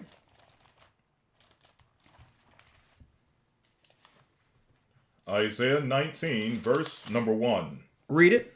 The burden of Egypt, behold, the Lord rideth upon a swift cloud, and he shall come into Egypt. The idols of Egypt shall be moved at his presence. The idols of Egypt shall be moved at his presence. The idols of Egypt represents what? The idols of the nations, the gods the Gentiles has worshipped. That's right. The Buddhist, the Roman Catholic Church idolatry, and the false gods they call saints worshipped in the church. The Catholic Church. The Buddhas that's worshipped in India and in Asia. So when Christ comes, he's coming to destroy the idols and also the ideology or the mindset that comes with them. Why? Because this is how Satan, through mainstream religion and other religions over the nations, were able to get people to join ranks as scientists, folks, to move on the side of science against God, to do what? Set a war against him, while warring against God's people here in earth. A conspiracy, folks. So, when he comes through the earth, right? I'm going to go back to that. But Elder Lawyer, now let's get here. Let's get it. Let's get Revelation 1 and 4, and I need you to finish reading Isaiah 19 down. Yes, sir. Isaiah 19, verse 1. Read. The burden of Egypt, behold, the Lord rideth upon a swift cloud, and shall come into Egypt, and the idols of Egypt shall be moved at his presence. Come on. And the heart of Egypt shall melt in the midst of it. Come on. And I will set the Egyptians against the Egyptians, and they shall fight every one against his brother, and every one against his neighbor, city against city, and kingdom against kingdom. So the Most High is going to do what? At one point, the Psalms 83, it talks about them conspiring a war against us. But you reap what you sow. When these nations begin to understand, folks, that they were double-crossed by Esau, there's going to be infighting amongst all the nations right before Christ returns. And this is going to give us what? Leeway to safety while they're fighting one another.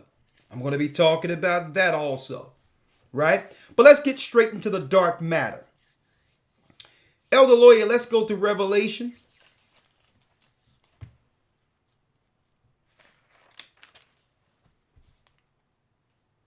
Let's go to Matthew 24 and 30. Revelation 1.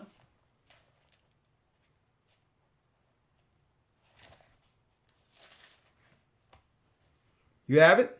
Yes, sir. Let's go to Revelation 1 and 7 first. Revelation 1, verse 7. Come on. Behold, He cometh with clouds. He cometh with clouds. See? Here's the judge. Herein lies the judge who will stop what they're doing here. The dark matter is coming.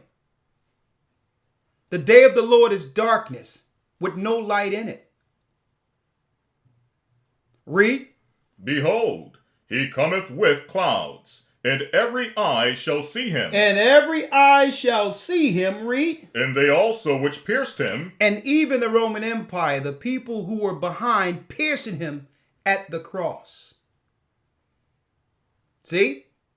This is why the Romans have ramped up with their science under Lucifer, under Satan, to set their nests among the stars. They're trying to stave off this prophetic event that was shown to John on the Isle of Patmos. They know he's coming. They know what's on the other side of those portals. Lucifer was at once on the other side. He had access to the throne before Christ was crucified. See? They know what's on the other side and what's coming through those portals. Angels. He's coming on the clouds, and every eye shall see. Now, how will every eye see him? Because the angels from the heavens will lose their light, darkness, and then they'll come through all of the portals in the earth all at once. That's when the light comes on, and people realize at that point that they're up against a black man by the name of Christ. And I hate to be so descriptive, but this is why it says, woe to them that desire the day of the Lord. What end is it for you? When you realize the people that you've been destroying, killing, treating like nothing are the same people, the same person you killed 2,000 years ago on a crucifix. Almost 2,000 years ago on a crucifix. What end is it for you when that black matter comes through and you realize, hold up, he's not exactly what the world taught me he was. Okay? It says he's coming on the clouds and every eye shall see him. Now listen, to be fair, and I'm going to be straight out. If Christ was a white man, I would follow him. Let me make it clear. If he were Chinese, I would believe in him. Let me make it clear. And to prove to you that if he was white, we would follow him. When we thought he was white, we taught of him. We upheld his principles. So it's not a race thing for us. It's a race thing for you people. Okay? It's really a race thing for you. We're just setting the record straight. Okay? Finish reading the point that I want to bring out, Elder Lawyer. Read. Yes, sir. Revelation 1 verse 7. Read. Behold, he cometh with clouds, and every eye shall see him. Shall see him. Read. And they also which pierced him, and all kindreds of the earth shall wail because of him. And all kindreds of the earth shall wail. Be what? Because of him. Because of him. Why the earth wailing? I thought you were waiting for Christ to come. Woe to them who desire the day of the Lord, for what end is it for you? There's darkness and no light in it. You're going to realize the true Christ, with the purpose of raising his people, was never taught within the earth, within the earth's theology. You're going to find that out. And that's right. The people will what? Will wail because of him. All the United Nations and the people that are getting together to so-called bring forth this new world order, they know what they're up against. I'm going to tell you this right now. They know that they're preparing for the final war before God's people are established in the earth again. They know it. They're going to mourn when they see all their space junk come crashing back to the earth. Through the same portals and all that stuff they're opening right now, guess what? Something's going to come through them. Something is coming through. And that's when they're going to mourn. Okay? Elder Lawyer, now let's get real quick, if we may. Let's get Numbers 24 and 17 out of the prophets. And before that, let's get Psalms 97 and 2.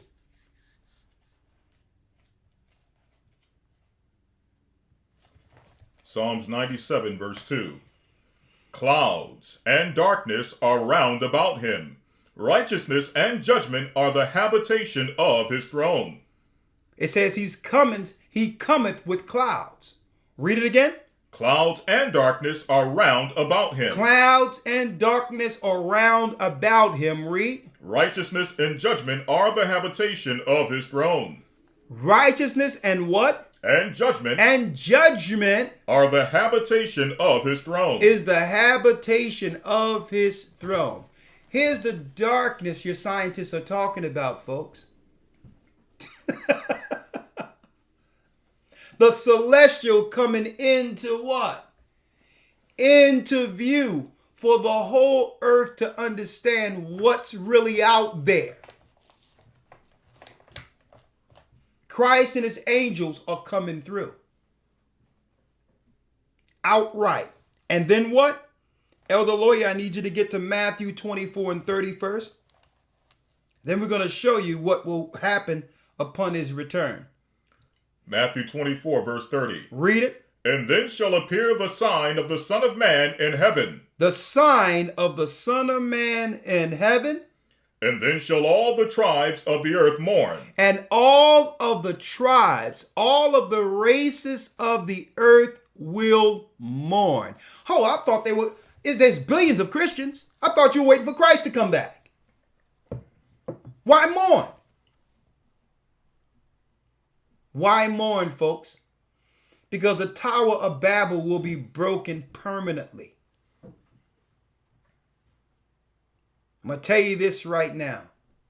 The nations who have conspired themselves against our people, that conspiracy will be founded and judged by what? The dark matter, Christ. It says the tribes of the what? The tribes of the people will mourn. It's talking about the races of people who've aligned themselves against God's people. Right? Elder Lawyer, let's go to Numbers 24 and 17. Numbers 24, verse 17, just finishing out verse 30. Read it. And then shall appear the sign of the Son of Man in heaven, and then shall all the tribes of the earth mourn, and they shall see the Son of Man coming in the clouds of heaven. And they shall see the Son of Man coming in the clouds of heaven. Read. With power and great glory. With power and great glory. To reestablish righteousness on earth, folks. This is what the New World Order has ramped up against. It's trying to ramp up against, knowing that they have a short time. They know this prophecy. They know this prophecy, folks, will unfold. And their scientists are preparing for this. So it doesn't matter if you believe in the Bible or not. Your scientists do. Your elite powers do. Your governments know that the Bible prophecies are correct. Doesn't matter if you believe in it or not. They do. And that's why they're preparing the final war, in the final war. And I'm going into that, obviously, this coming Sunday, Judgment of the Nations. This is our last week of the Academy, week 12, and I'll be going into the Judgment of the Nations. And that's right, the fall of all races of people and the rise. And subsequent to that, almost the same time, the rise of the children of Israel. And the whole earth should want Israel to rise, our people to rise. Why? Because if we don't, there'll be nothing left in the earth. There'll be nothing. The Satanists have taken over. And if our people don't come into power to actually pronounce and bring forth the prophecy of this kingdom, no flesh would be saved. Christ is coming to save us out of this, but he needs Israelites, all people to stand up and proclaim the true gospel. You better thank the Most High that we're the people, because no other race of people out here are telling the truth. You better be glad the Israelites have the Most High have risen us out of the grave from the dust to proclaim the day of our Lord. But why are the nations mourning? Why are they mourning? Why would they mourn upon the coming of our Lord and Savior? You know why? Because like Paul said, through our fall, salvation has come unto the Gentiles. And what is salvation for them? Power and riches. Dominion over God's people for a time. So when you think about salvation, how they teaching it in the church, that's incorrect. It's incorrect. When you go to Romans 11, as a matter of fact, go there, Elder Lawyer. It tells us what salvation for the nations are. The reason why they're going to be mourning, because they'll no longer have power over God's people. They're going to be put in their proper place according to what? According to how it was intended before our fall. Before the fall of Israel. We as a people weren't born to serve other races of people. This is the curse. Romans 11 and 11, Elder Lawyer, read it. Romans 11, verse 11. Read it. I say then, have they stumbled that they should fall? Have we stumbled as a people that we should fall? God forbid. No. But rather through their fall, salvation is come unto the Gentiles, for to provoke them to jealousy. Now, what is salvation according to the Bible? Read. Now, if the fall of them be the riches of the world, If the fall of Israel be the what? the riches of the world, Be the what? the riches of the world, So this is why the nations will mourn. Through our fall, the whole earth got rich. We worked to build all of their empires, their stock markets, their buildings, what they trade in the earth. The Vatican itself was built off of what? That's right, the gold and all of the materials that came from the temple. That's right. They raided the temple in 70 AD, and they used all of those gold and riches from our people to build their what? Their Wizard of Oz called the Vatican. Their Wizard of Oz lair called the Vatican. And it was through our fall, all the nations got rich. This is why they're going to be mourning, because when Christ comes through, they at that point, they'll realize the gig's up. They weren't able to do what? Set their nests among the stars like they planned and travel into the cosmos. They weren't able to search out the earth so that God would rid us for the sins of our forefathers. They're going to realize what? That's right, folks. There's no way out of this. They're going to understand there's no way out, and they didn't do anything, I'm speaking of the Gentiles, to prepare themselves for that day.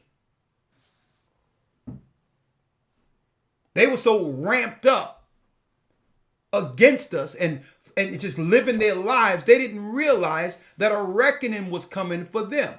If the Most High can judge his own people for the sins we have done, what do you think he's going to do to the other races of people who have defied him, lied on him, and at the same time destroyed his people? What do you think? Finish reading what you have, Brother Lawyer. Just that one piece again. Yes, sir. Romans 11, verse number 12. Come on. Now, if the fall of them be the riches of the world. So that's salvation according to the Bible for the Gentiles. They got rich through our fall. Read. And the diminishing of them, the riches of the Gentiles. The less we receive, the more they were able to measure how rich they were by how poor we are. We were. They're able to measure how rich they are by how poor we are. That's how they measure riches, folks. As we diminish, the nations get rich. They're under their salvation. This is why they're going to mourn. No slaves, no servants, no kingdom. Read. And the diminishing of them, the riches of the Gentiles, how much more their fullness? How much more when the Most High established us as the people? This is why they're going to mourn when the dark matter comes through. They did nothing to prepare themselves for an instant change on earth. A change where what? Dominion is moved off of Esau and is given to his little brother Jacob. Matthew 24 and 22, Elder Lawyer, read it. And let's go to Numbers 24 and 17. St. Matthew 24, verse 22. Come on. And except those days should be shortened. And except the days that they have to rule, Esau have to rule, be shortened. There should no flesh be saved. No one would make it through. None of us. Not even the nations. Satan is looking to destroy everyone, including the races outside of Israelites.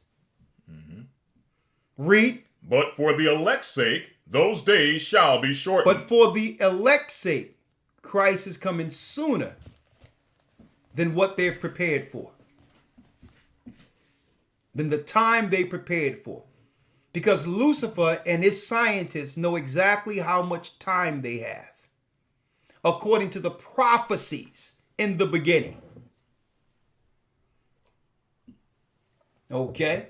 The prophecies in the beginning broke it down that it will be a 6,000 year period from the sin of Adam before the fallen ones would be judged. So Christ had to cut that time short, or none of us would be left, including the races who are helping Lucifer.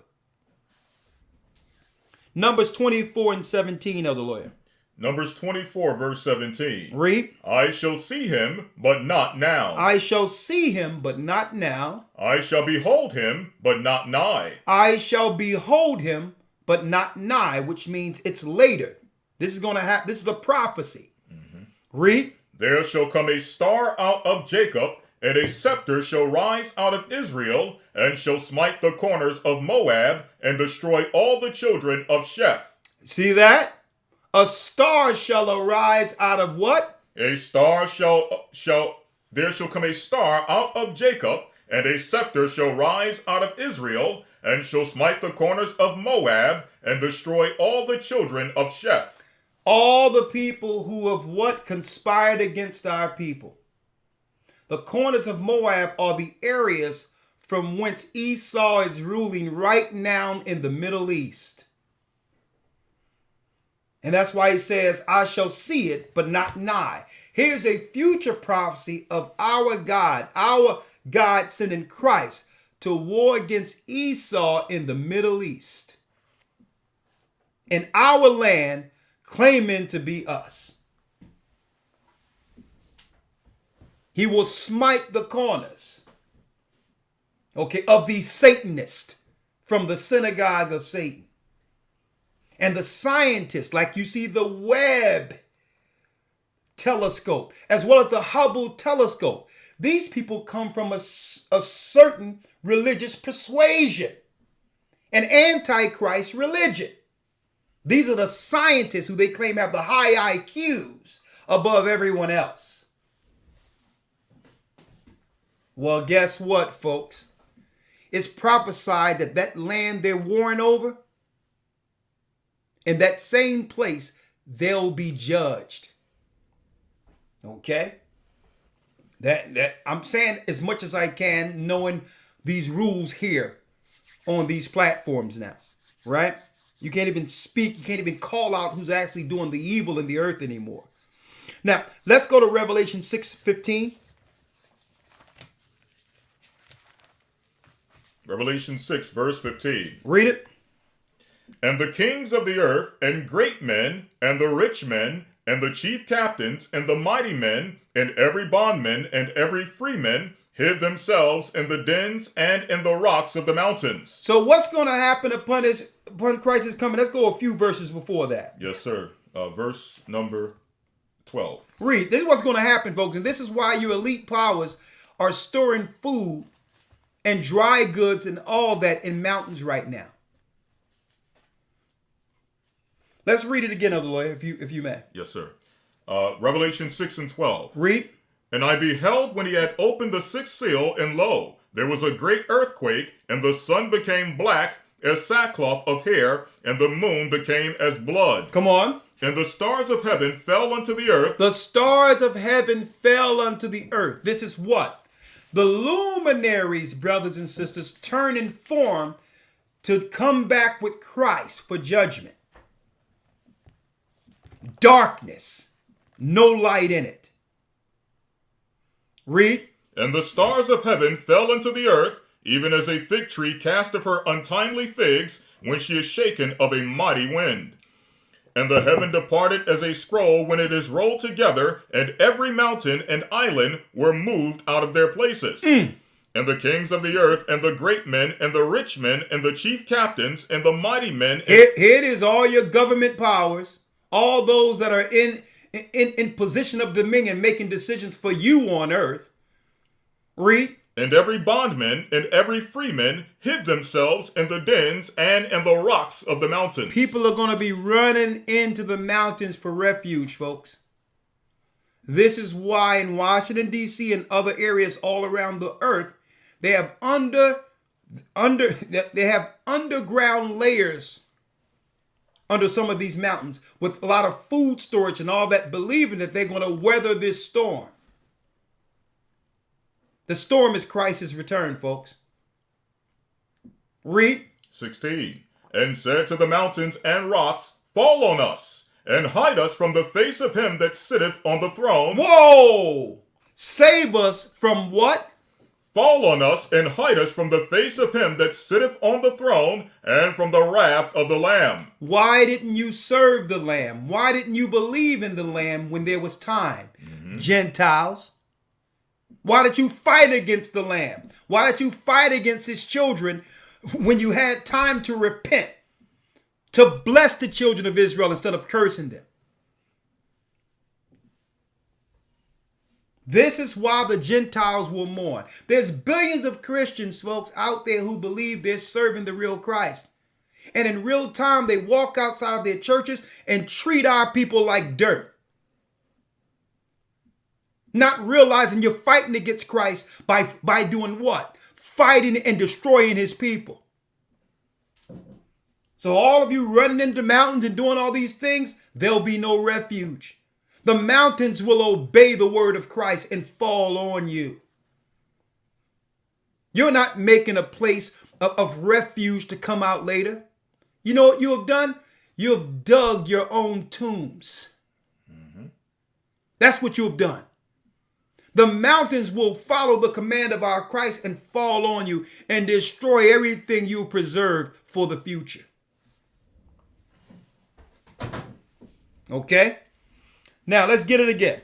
And that's why even Gentiles, it's time for you to walk away from modern day religion and come under the true gospel of Christ.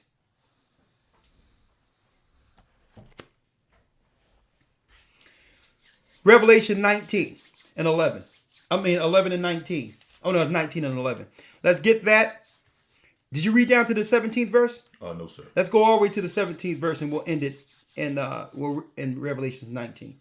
Revelation 6, verse 17. Yeah. For the great day of his wrath is come. For the great day of his wrath, what? Is come. Is come. Read. And who shall be able to stand? And who shall be able to stand against it?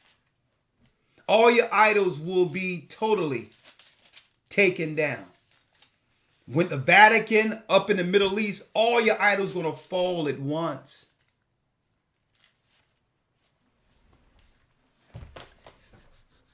That's right, folks. We're talking about them setting their nests among the stars, and who's going to bring their junk back to earth? Christ. Elder Lawyer, let's now go here. Before you go there, I only got a few more. Let's go to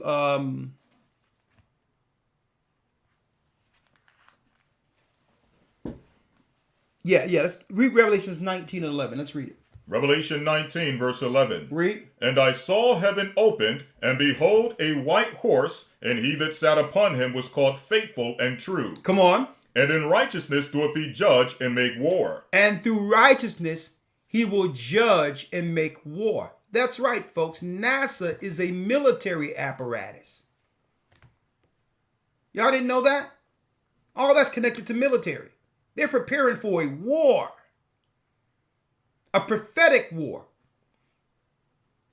See? Christ is coming through what? Christ is coming through the clouds. He's coming through these portals. All of the angels. And with him, judgment. Okay? Judgment against the nations who have always conspired against him, our people. And there's going to be another judgment.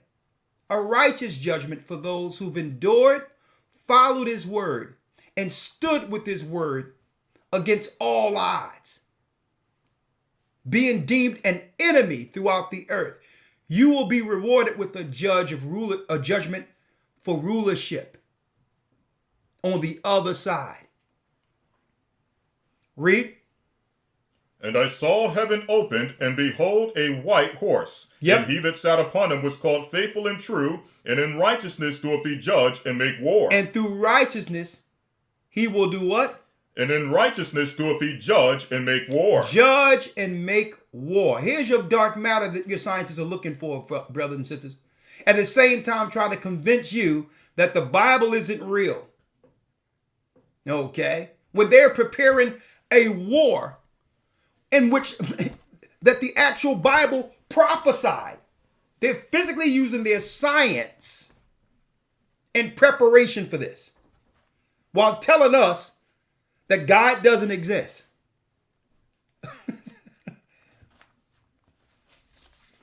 Right? Mm-hmm. Finish reading what you have there, Elder Lawyer. Yes, sir. Revelation 19, verse 12. His eyes were as a flame of fire. His eyes were as a flame of fire. And on his head were many crowns. And on his head was many crowns. And he had a name written that no man knew but he himself. And when he come back, he's going to reveal the name that he has upon his return. But up until that time, his name is Savior. Yeshua is his name.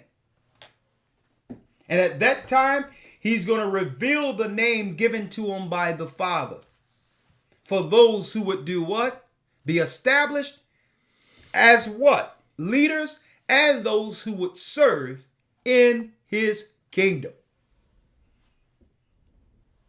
The scientists and all that, folks, NASA, Russia, don't believe the narrative they're giving you about what's going on over in that. Yeah, Biden is going to finance Ukraine and all.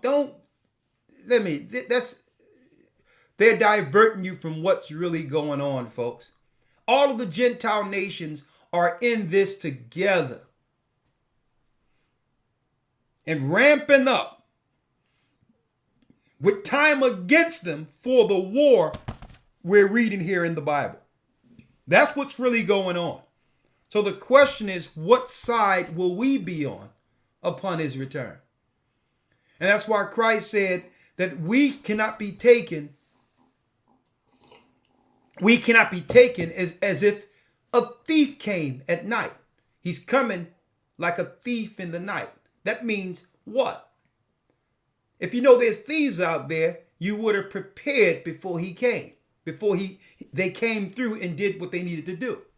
So there must be some preparations on our side, knowing that he's going to cut his time short and he's coming as a thief in the night. One day we're going to look up, and this stuff is not going to be televised because all this crap is going to be all this technology is going to come to earth.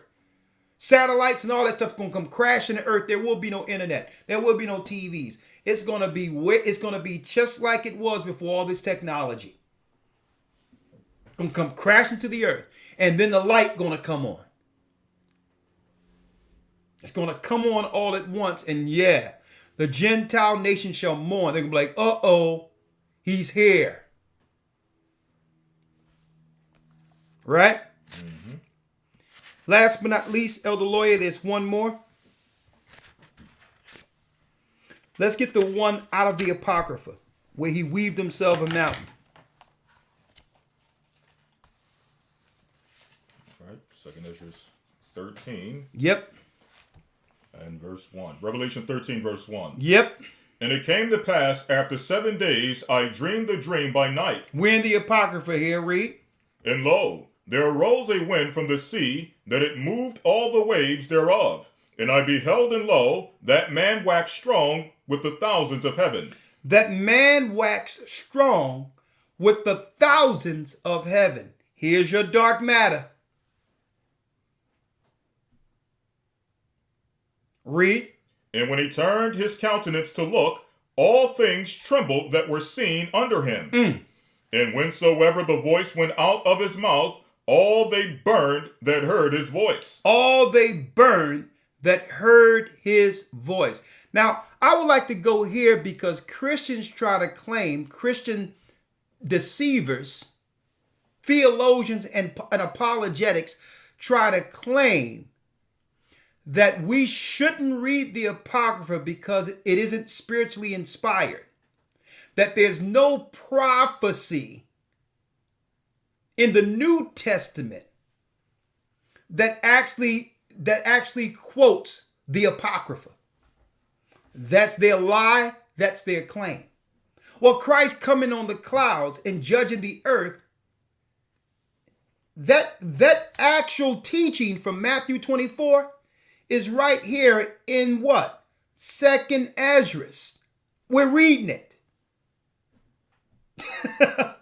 We're reading it. So they say you can't read that because there's no place where they quoted the Apocrypha. Liars. What we read, that's right, in Matthew 24 is actually highlighted more so in 2nd Ezra. 2nd Ezra 13, right? And on top of that, this was about what? 5, that's right, centuries, 500 years before Christ was even born. This was prophesied. So, but why are they working to try to discredit the Apocrypha? You know why? Because the Apocrypha brings all things into view. It completes the Bible. That's why.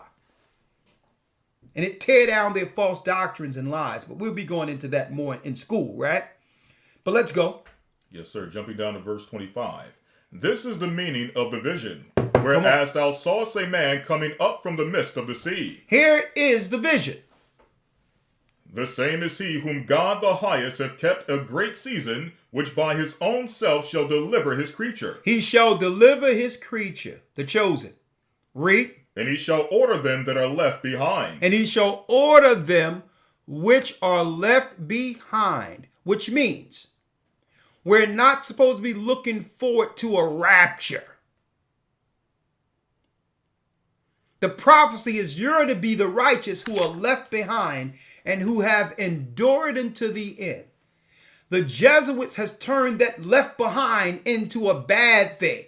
You were left behind because you were evil and you didn't give your life to Christ, and the good people were raptured. Folks, that's fiction. That comes directly from the Jesuits to deceive people concerning Christ's coming. You want to be the one left behind. Because those that were taken are those who were evil like the evil before the flood. You want to be the one, brothers and sisters, left behind. That means you've endured through it all. See? Read. Verse 27.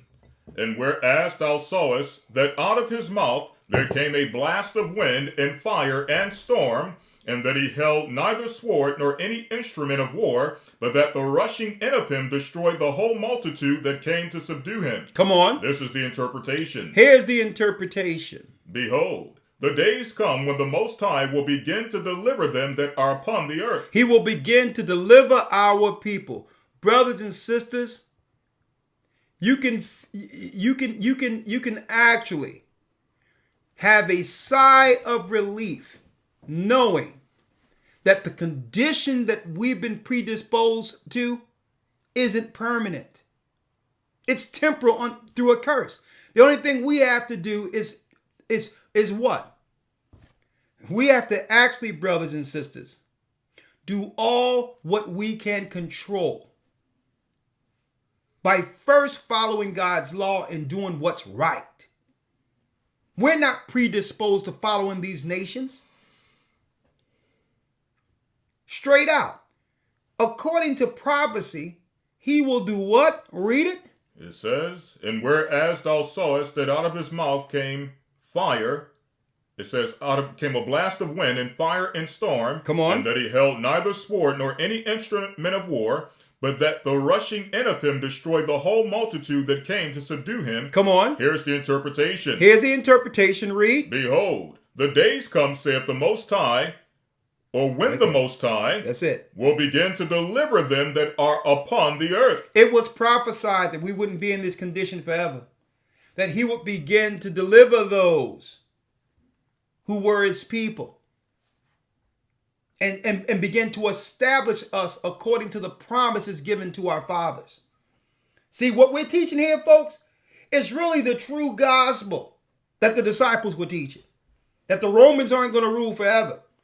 One day we will stand in the promise of Abraham and see Esau and the Gentiles who tried to set their nests among the stars judged. There's no place to run. They're not getting on the outside of this. They're not going to be able to run out into space anyway. None of that. Their judgment is here. This is where they destroy God's people. This is where they defy the true God and try to claim he didn't exist through their lying science. Okay? They executed their deceit on earth, and on the earth they'll be judged by dark matter. Here he is. Come on. Verse 30. And he shall come to the astonishment of them that dwell on the earth. And one shall undertake to fight against another, one city against another, one place against another, one people against another, and one realm against another. One realm against another, right? Read. And the time shall be when these things shall come to pass, and the sign shall happen which I showed thee before, and then shall my son be declared, whom thou sawest as a man ascending. And at that point, when you see in all this happen, race against race, confusion of faces, people fighting against each other, and all of a sudden out of that, something will appear. While everyone is distracted with everything else, what will happen? He'll appear. Read. 33. And another thing, I want to say this. We shouldn't get wrapped up into anything that they're pushing out there on the news concerning what nation should be supported under any war. We shouldn't feel sorry for any war or on either side when it comes to what? Russia against this and that country. We shouldn't have no sympathy or spend 1 cent towards any of it. And I'm going to say this because there's been a war against God's people outright that none of the nations ever sympathized for. We have never had any sympathy with all of the nations warring against us. And now they're tearing each other apart according to prophecy. They want us to feel sorry about what's going on in Ukraine or this, that, no. We could care less about your wars. If you got billions of dollars to send to another country that have nothing to do with us, you have $1 billion to go into the inner cities and tell our people the truth and clean up our cities and help our people. Mm-hmm. So we're not supporting no war until y'all start speaking about the war y'all continually execute against our people. Mm-hmm. I could care less about what's going on over there. tear each other up as far as we're concerned. We could care less. Okay? Because the Bible says y'all will be doing this right before Christ returns. Right. And this is what happens. If you can do this to God's people, eventually y'all going to start just fighting each other. Finish reading, Elder Lawyer. 33. Come on. And when all the people shall hear his voice, every man in their own land shall leave the battle they have one against another. And an innumerable multitude shall be gathered together, as thou sawest them willing to come and to overcome him by fighting. So all of the nations at the very end, folks, are going to join together in their armies, with their armies to fight against Christ. See? Read. 35. But he shall stand upon the top of Mount Zion, and Zion shall come, and shall be showed to all men, being prepared and builded, like as thou sawest the hill graven with thy hands. And this my son shall rebuke the wicked inventions. Who is it? And this my son. And this my son, Christ, the dark matter, folks. Shall what? Shall rebuke the wicked inventions of those nations. Shall rebuke the wicked inventions of those nations. The wicked inventions, CERN, your telescopes, your technology to look into portals, all of that. NASA, your space travel technology, all of it will be destroyed. See? It was prophesied. Read that last piece. And this my son shall rebuke the wicked inventions of those nations. The wicked inventions of those nations. Read. Which for their wicked life are fallen into the tempest. Come on. And shall lay before them their evil thoughts and the torments wherewith they shall begin to be tormented. Now, it's going to all come to thought when the Most High smash you, when Christ smash you. Then it's going to come to your mind all the opportunities God gave you to repent, to change your ways. Nah, but your evil heart led you into a war against God himself. And that's where your heart would lead you. There's only two masters. Either you'll love one or hate the other. And if you love the God that's behind scientists, you will hate the God who created all exist. And begin to have what? Indignation and hatred towards God. And this is going to be the spirit that moves you into what? Evil, wickedness, into science to defy him. So at that point, it's going to come into your thought. You're going to be, man, how could I have defied such a power? Why didn't I give my life to Christ when the opportunity was there? See? That's when it's going to come to your thoughts. Right before you go into the chambers of torment, down with the fallen ones who were bound there before the flood. And guess what? These nations who died, the Most High is going to swallow these armies up the same way he did the disobedient during that rebellion against Moses. They're going to be swallowed up, these armies. Read it. Come on. And shall lay before them their evil thoughts and the torments wherewith they shall begin to be tormented, which are like unto a flame, and he shall destroy them without labor. Without labor. Guess what? It's not even going to be any effort. All this technology and money you put behind your CERN and all these others, your telescopes to look into the stars and all of that. Christ is going to destroy you without labor. It's not even going to be, it's without effort. All the armies of the earth broken at once. No army, no military. You know what, folks? No more nations to fear for the children of Israel. Freedom. What are we reading? Real freedom. Read. And he shall destroy them without labor by the law which is like unto fire. That's the judgment given to them. Don't forget, at the very end, he's going to be judging brothers and sisters. And all nations with the same law y'all claim was done away with. See? Steal, kill, fornication, not dealing with the Sabbath, on and on and on, coveting what is thy neighbor's. All of these things that we knew was right. We knew that these laws were right in our conscience. And you don't need to be a part of religion to know this, to know how to treat your fellow man. And we're going to be judged according to that. Christ is going to judge the conscience of all men at this point. Read on. With that, nice book. With that, that concludes our broadcast for today.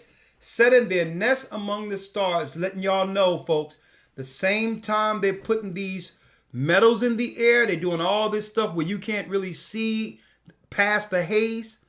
There's a lot of stuff going on out there. There's a lot of things going on, and they turned on CERN and this telescope last Christmas as a star that can look into what? Into the heavens to look past the star systems that the Bible speaks of. They're setting their nest among the stars, and you know what? By doing so, the Most High is going to speed up his time against them. He's giving them less time because why? If Christ doesn't intervene, none of us will be left. Okay? We're in the last leg of Esau's rulership. We're at the very end of it. And while they got you distracted, fighting against one another, guess what? They are ramping up a war against our Father, against our Christ. So the question is, knowing how close we are, Jew and Gentile alike, what side of the judgment will you fall on? Okay? Woe to them that desire the day of the Lord. For what end is it for you? They're up there, but soon their junk will come falling back here, folks. So it's time while there's an opportunity, whether you be an Israelite or whether or not you be a Gentile. If you're a Gentile working in some type of science or as a doctor in one of these hospitals and you're working against God's people, you best repent and get on the right side of this. You're sealing your own fate through science. With that, I'm going to say shalom. May the Most High be with you all and stay on the right side of judgment, brothers and sisters. It doesn't matter what they're doing. It doesn't matter what they're doing. We as a people, we as those who believe in God in this Bible must do right. No matter what they're doing, God has them. He see what they're doing. Mm-hmm. He see what they're doing. But you can be hedged and protected from these psychopaths that are on a trajectory to hell. All right, you can be saved, but we must do what? Leave off from sin, follow the commandments, get baptized in the name of Christ, and receive that gift, the seal through the Holy Spirit. We must receive that gift in our conscience that will guide us into the wilderness in due time. Okay? With that, we're going to say shalom. It's been a great lesson, and I just want to let y'all know, I don't care what they're putting out there. We're going to always show you what they're doing, what they're doing behind closed doors, what's not being publicized in the news, okay?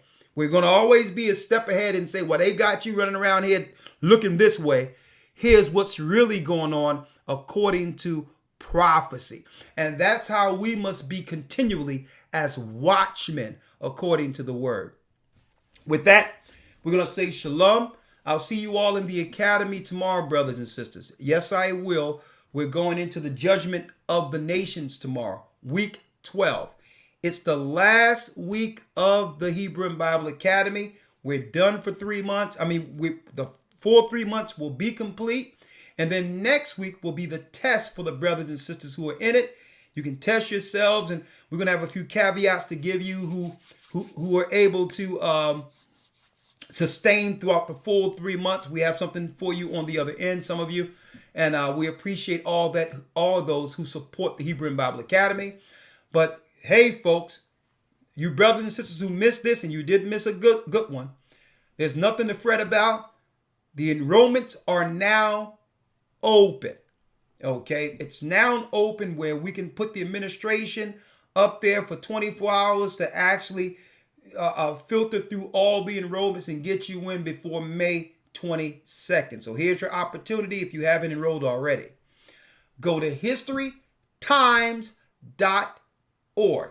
This is a way in which you can help support what we do, and we can give you all the information that will show you the true doctrine of this Bible so you can understand it and teach it to others. Teach the truth of the Bible to your family and spread the true information outside of what? Controlled theology that have put our people in bondage, in spiritual bondage. The Academy is an opportunity for you to actually understand that Bible real time the way you're supposed to, literally. Okay? Also, again, you go to historytimes.org, enroll there, and you receive your welcome packet. Just give us some time because it may take us a few days, but we will respond back with a welcome into the Academy. We have people working on standby. And again, if you haven't been in the Academy, you are missing it. Okay. Right now we had upward over 3,000 people. We have over 3,000. Thank you, brothers and sisters, for your attendance. And here it is, what we expect. Listen, even if half of the people who've witnessed this today enroll, that will be a blessing. Okay. If half of the people that's in today go to historytimes.org, you're helping us do the work, and we're preparing everything we can, knowing that some rough times are coming, but the Most High has given us some insight on what to do in preparation for food shortages and all these other things. The support you do now can help us on the other end to be in a position to help our people in due time, okay? So stuff like this really helps. So make sure you go to historytimes.org, enroll, and help us in the Academy. And if you're interested in joining the body in your respective areas, send us an email, gatheringasone@aol.com. We'll have a regional elder reach out to you and make it where you can have, more security and a greater refuge amongst a body around your locale. Okay, we'll do everything we can to link you in regionally with a church, because it's time for us to gather together, congregate, and pray together as a people. And it doesn't matter if you are an Israelite or a Gentile, okay? Or you may think you are a Gentile, who knows? The gospel of Christ and the word of God is for all. It's for all people, okay? With that, I'm going to say shalom, brothers and sisters. May the Most High be with you. Stay prayed up. Sin not. We will soon see Zion. Thank you, Elder Lawyer. Yes, sir. Thank you. All right.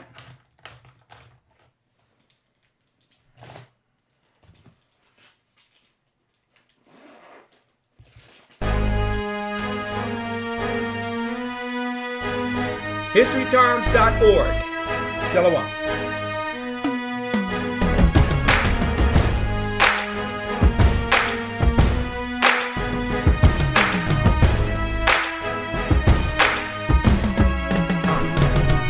I've been living at the bottom with my hand on your heel. When I want strong enough to put my hand on your ear. And nobody knows me better than my nostrils. So when I say something, boy, best believe I prosper. Ariaga Ball came and caught him off a girl while you was drunk off of alcohol, partying like a star. That money tree scared cause he saw me with a saw. Standing tall, trying to cut you down. Sorry, I'm in charge. You messing with the lion rat. This ain't no scaredy cat. Try to catch me unexpected, baby. I'm expecting that. Bet you that you don't wanna come down to my level. I'ma humble you. You don't walk around with a shovel. You don't regard the poor, probably why they wanna jack you. They tie the bird feet, scraps probably gonna crack or rob the earth for a work. You would think that this food fine. Now you're traveling the space to go and steal a moonshine, but I'ma bring you down.